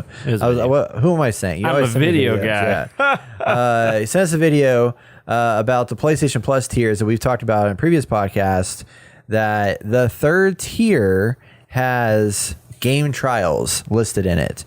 And the video was from another group. I forgot the content creator, but it was a content creator that was talking about what effect this will have on things, and that like negative apparently effects. Well, they were saying that was it Just negative? kidding. No. Wasn't it? Yeah, I was gonna say, yeah. Well, yes and no. Well, one of the things that I know yes. they mentioned was that it's going to require PlayStation developers that make stuff for the PlayStation Plus to make demos for these games, which could mean good or bad things, because it's like it's good because it's going to give demos for people, but that's also means it's going to take up time for them to make said demos. Yeah. That they otherwise wouldn't have been required to make, and now they do if they want to be on the PlayStation Plus store. That's right. So there's that. But what else did they say that was negative? Well, it's because now you have all these developers who have to put us extra work into 2 hours of gameplay, and they get nothing out of it because PlayStation isn't giving them any benefits to making this. So they're doing it for free technically, and obviously there's caveats. It's not like 100% free, and it'll help them out a little bit, but I've never enjoyed these, make the first 2 hours or make the demo like really awesome, and then it's like, okay, I'm going to buy this game. And I feel like that just does a disservice to the whole game, because the first 2 hours or demo or whatever of a game could be really amazing. I mean, it is tightened up to a T to really make people want to buy a game. And then the rest of it might fall short, Yeah. I mean, honestly, if game demos do anything for me, they tell me why I shouldn't buy a game in most cases, because I played Kirby and the Forgotten Lands demo, and I was like, I'm not playing this game. Not playing it. I played Triangle Strategies demo, and I'm like, I'm not playing this game. But I think that's a good thing, because then you're preventing bad PR once a game releases. If you give them a demo, they find out that it's not for them, they don't buy it, then they don't talk smack about it after the fact. That's true. That's true. So there's some benefits there. I mean, I'm for the idea of them developing it, because I mean, like, it's going to, in my mind, it's going to create less negative PR towards a game by giving people a chance to play it and knowing that, oh, this isn't for me or not. And then for those that may not have heard about it or played it, could increase sales, because if they were on the fence about something, like on Game Pass, for example, like there's games that I likely wouldn't have played had they not been on Game Pass. True. So there's that benefit there. But on Game Pass, it's like you're playing and you can just keep playing it. Yeah. But with these demos, it's like they've said that PlayStation first-party titles will not be included on the pass. But if I could play Horizon Forbidden West for 2 hours or 3 hours, whatever they make it as a demo, it might entice me to buy it more by having experienced it. See, if it's first-party titles, I have no problem with, because it's Sony's products, right?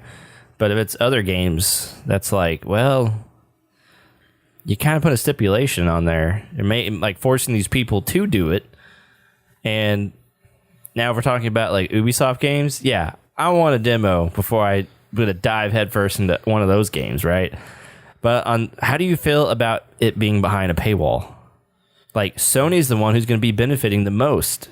Yes, we do benefit somewhat, but I mean, Steam, you could play a game for 2 hours, and if you don't like it, you can return it, or you can get a refund, which is you get it pulled from your library. You don't really think about the fact that you technically have game trials with Steam for that reason. Exactly. That you can do that. It's just not advertised that way. Right. Yeah. What was your question?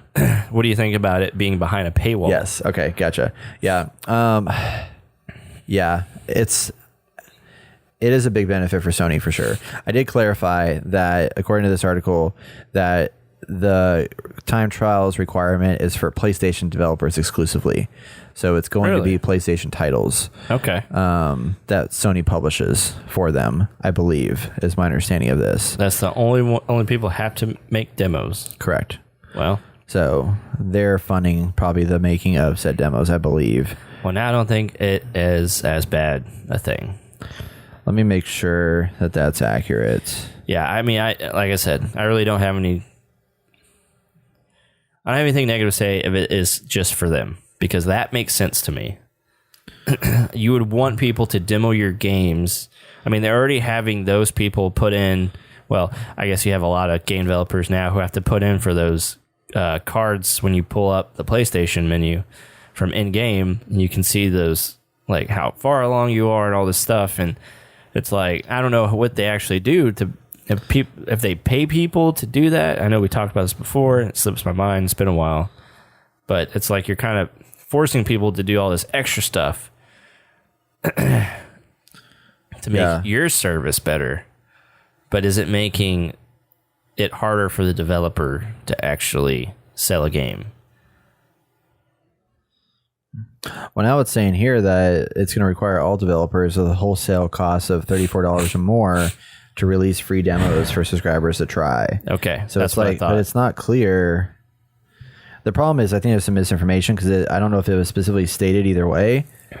Yeah, that's true. Because I can't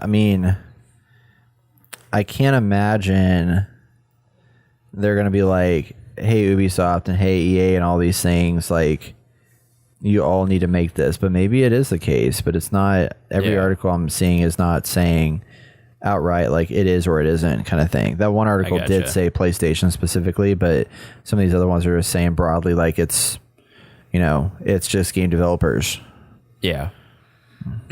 And someone brought up the point that instead of doing a 2-hour trial, you just have, like, here's 2 hours of the game estimated, and you just get cut off at a certain point, you know what I mean? So, I mean, there definitely are some benefits to it that I see, but I just feel like it's more of a negative because it's behind a paywall, and then Sony gets the money, and they're making everyone else, like, can you shut that door for me? They're forcing everyone else to comply to their standards, and it's just like, okay, cool. Because most times, like, yeah, I mean, I was going to say, I can personally go to Steam and play a game that's not a PlayStation exclusive and play for 2 hours and see if I like it or not. Yeah. And then just get a refund.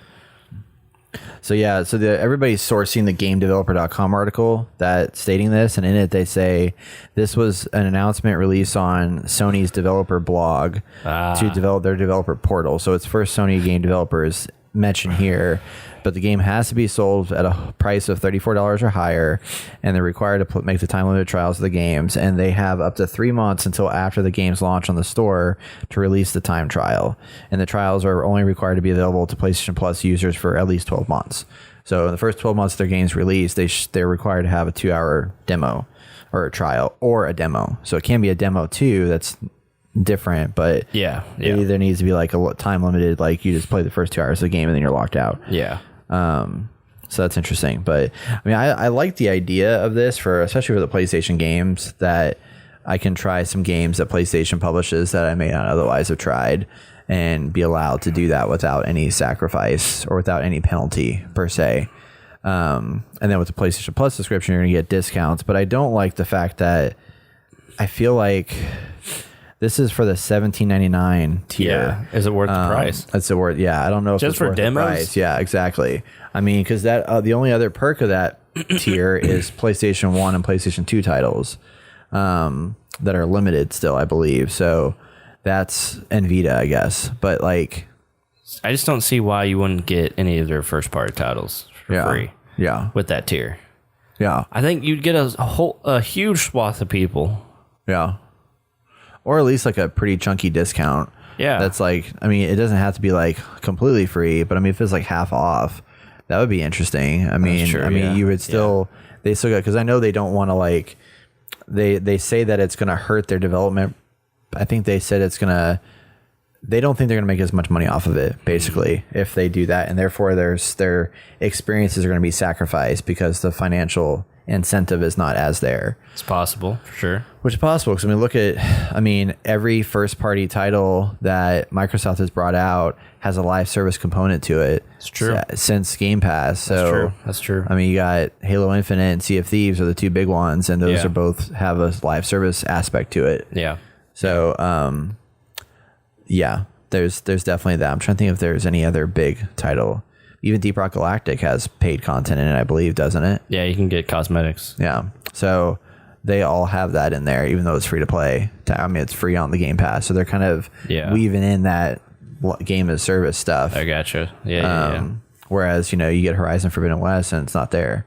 You get, that other game that came out. Oh, yeah. Why am I playing game? Last of Us? The Last of Us. I kept wanting to see Life is Strange. I'm like, it's not Life is Strange. It's different.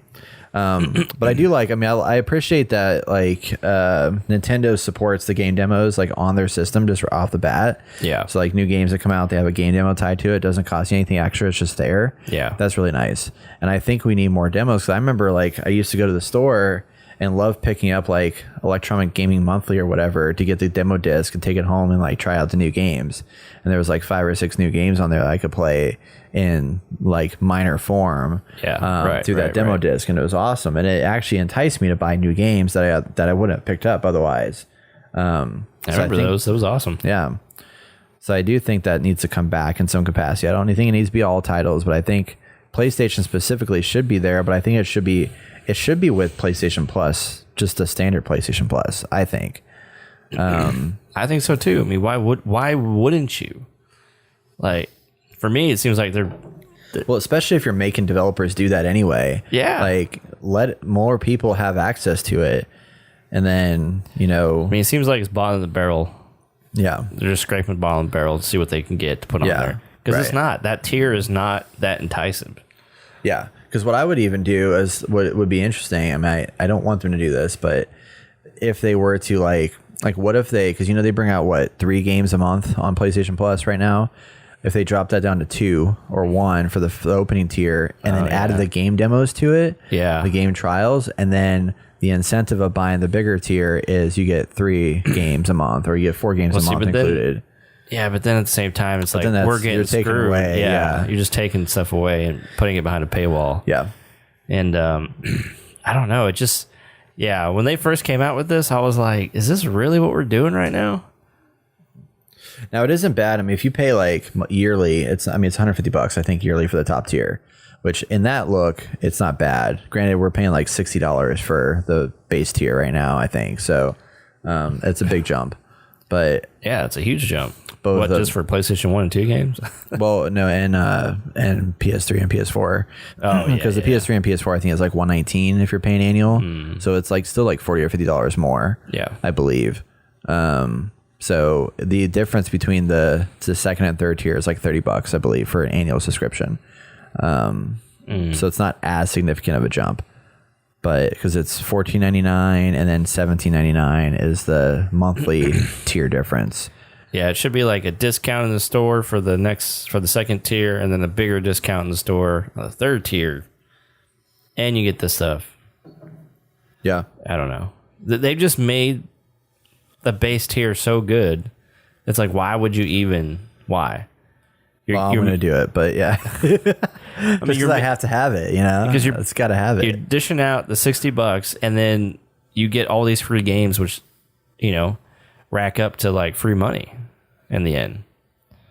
I think they should have done 2 tiers, and they should have had the second tier be the $14.99 and or $129 a year or something like that, and you get everything else, and that's everything. Yeah. And then the free games and the game demos were added to your PlayStation Plus subscription, and then everything else comes with the new subscription. Or maybe the game demos do come with the paid one, but I think the 3-tiered system, I don't see a lot of people investing in the second tier.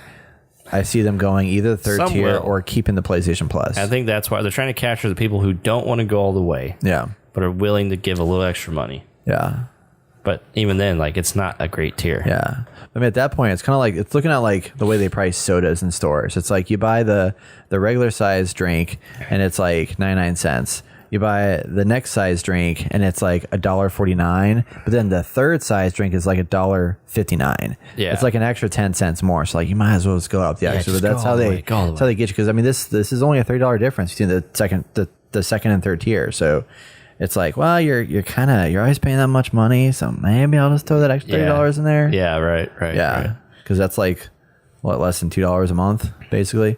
I don't know. It's wild, but I get it. I mean, it's it's economics. That's how they do it. That's how they convince you. Yeah, I don't know. This is not as great as we thought it would be. Right. But I mean, I understand where they're coming from. Like they can't copy Microsoft's game plan. It's just they're in the right position to do that, and I'm happy for Microsoft because they can continue to be in the game and keep pushing competition. But it's just funny. It's still funny to hear that Sony is not doing as good as Microsoft, and it just blows my mind. Yeah. Well, I wonder too, like why can't Steam has that return policy after 2 hours you can return the game. Yeah. There's a time limiter that's built into Steam that allows that to happen. Why can't Sony do the same kind of thing rather than, I mean, it sounds like they're making game developers put a 2-hour limit on it. Why can't Sony put a limit on their store so that when you download that game, the store is causing you to not open that game after a 2-hour period rather than the developer having to build that in? Because it seems like Steam is the one that's controlling that aspect on their end. Like Ubisoft doesn't have to put a 2-hour cap on it. They just upload it to the store. I mean, there might be some kind of like qualifier, but I'm sure Steam made it super easy to just be like, there's probably some checkbox of like, okay, this is the trigger point, or I don't know, something like that. Or it just might just shut off at 2. Like, at 2 hours, it's just you just get a refund if you go over a 2-hour time limit. But in this case, if you go over the 2-hour time limit, like it would just like, I mean, it's just a trigger that just like shuts the game off. Yeah. Or something. I don't know. Yeah. Maybe they just want a pop-up experience or something, but yeah, I'm not sure. Yeah, they could do that. Yeah. Because, or what, I don't know. But I feel like there's ways that PlayStation can help support this better. Sony can support this better, so it's not relying on the game developer 100%. Right. In that aspect. Yeah. But yeah, either way, like I want game demos to come back 100%. I don't know if they should be behind a paywall, like you mentioned. Like this stuff should be like included in some capacity. Yeah. Yeah. Especially, I mean, we have so many games that are free to play, so those are easy to get into. We're getting all these streaming services, but if you have a single player experience coming out, like let me play the first little bit of it and see what it's all about, and then let that carry over into my main progression of the main game. That'd be awesome. Right. Like I appreciated Riders Republic had the beta that carried over. It convinced a lot of people not to buy the game probably, but it was cool that people got to experience that for a little bit. Yeah. And I liked that one. That was like, it was a 3-hour, like you had the full game and you just played 3 hours and then you were cut off. Like that was not, no, actually it was a level cap. So you got to level 20. You could explore the world all you wanted, but you were only able to progress a certain point, and then they stopped progression. Stuff like that is really cool. Yeah, that was nice. Yeah. There's different ways to do it, but yeah, just the paywall. Just like, are you serious? Yeah, I feel like it's just standard at this point. Yeah. Well, thanks to Steam. So. Oh yeah, but I want to see. I want the Steam Deck to have some cool demos too. That'd be nice. That would be sweet. I mean, technically you do, can't you just return it?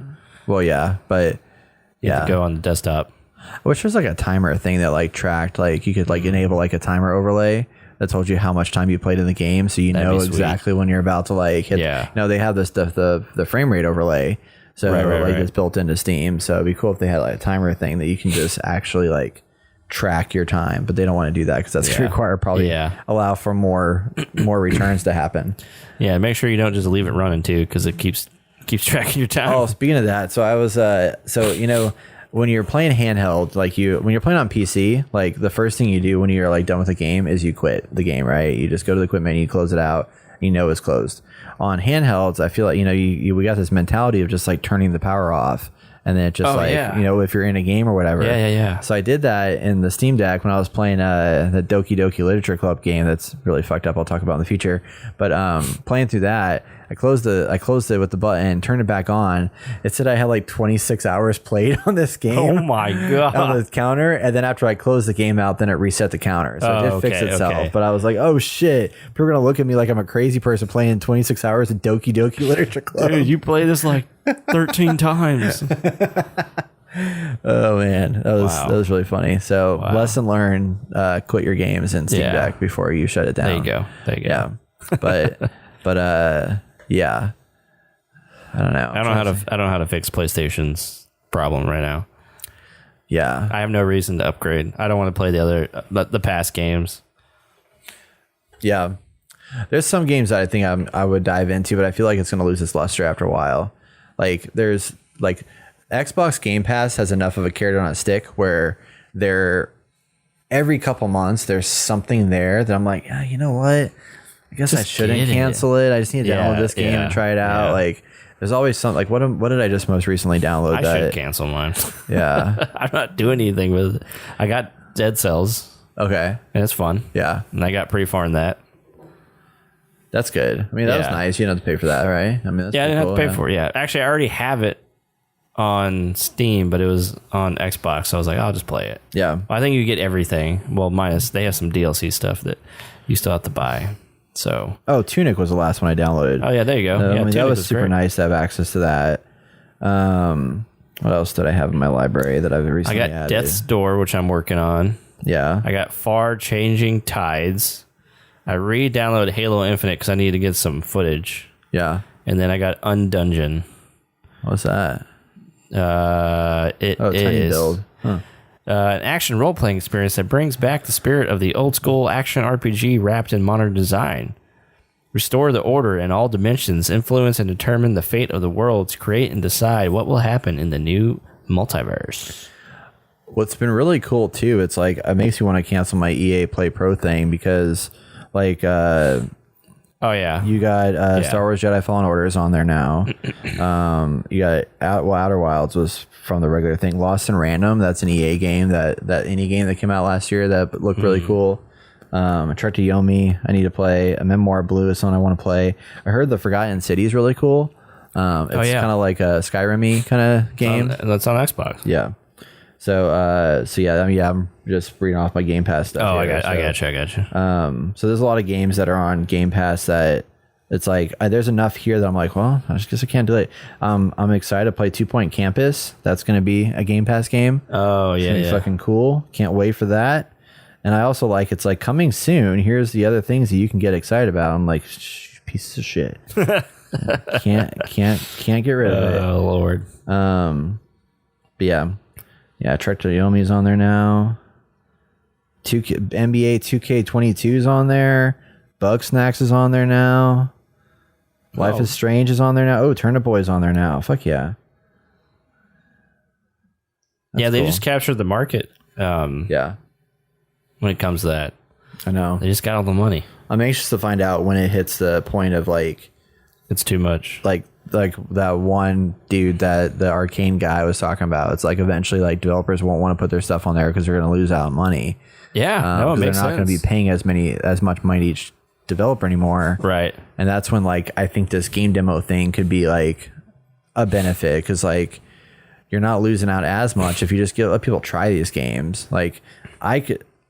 If Game Pass was just nothing but a bunch of game trials and it was like $4.99 a month or something like that, like it might be worth buying and still using just so I can try all these games. And then I might purchase them potentially. Like there's something there. So I mean like if PlayStation doesn't want to make them all, cost money or whatever, like they could do more. They just need to make the demos cheaper. Like they can't put it behind the $17.99 thing. That's just crazy. Yeah. Yeah, it's just too much. I heard it. So anyway, that's all I got. Yeah. Good shit. Cool. All right, everybody. If you have a topic you want to hear us discuss next week, you should email us at hello@theinnergamer.net or join us in our Discord channel. You can find that link in the show notes. We'll be right back with our upcoming video game releases. And it's a new month, so that means free games. You're listening to The Inner Gamer.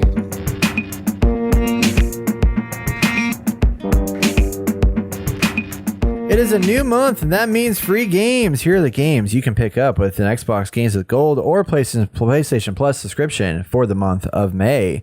On Xbox, if you have the Games with Gold subscription, you can get Yoku's Island Express, The Inner World, The Last Wind Monk, Hydro Thunder Hurricane, and Viva Pinata Party Animals. I don't know any of those games, but hey, there you go. Except for Yoku's Island Express. That's from Team 17, so check that out. On PlayStation this month, you can get FIFA 22. I'm going to download that. Let's play some FIFA, y'all. Shout out to my FIFA homies. That's right. And then Tribes of Midgard is on PlayStation, so that's pretty cool. I don't know if that's cross-platform. That's pretty cool. And a game called Curse of the Dead Gods.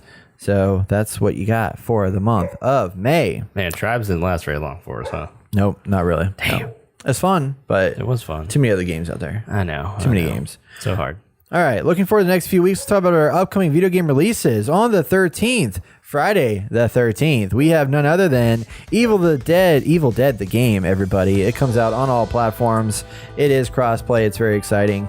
You can step into the shoes of Ash Williams or his friends from the iconic Evil Dead franchise and work together in a game loaded with over-the-top co-op and PvP multiplayer action. Play as a team of 4 survivors exploring, looting, managing your fear, and finding key items to seal the branch between worlds in a game inspired by all 3 original Evil Dead films as well as the Starz original Ash vs. Evil Dead television series. And coming on the 19th, we have Vampire the Masquerade Swan Song coming to all platforms. What if vampires were real? What if their bloodthirsty predators lived hidden among us, meticulously and skillfully hatching ancient conspiracies? And what if you became one of them? In the Vampire the Masquerade, you play as these alluring monsters in a sophisticated world where the lines between real and supernatural are always blurred. I went through a lot of different voices. That's right. I don't know where I was going with that. I don't either. Crazy. But on the 20th of May, you can get Dolmen on all platforms. This is a terrifying new action RPG that combines futuristic sci-fi and cosmic horror elements. Will your timeline be erased, or will you defeat your enemies to survive and fulfill your mission? The quest is up to you.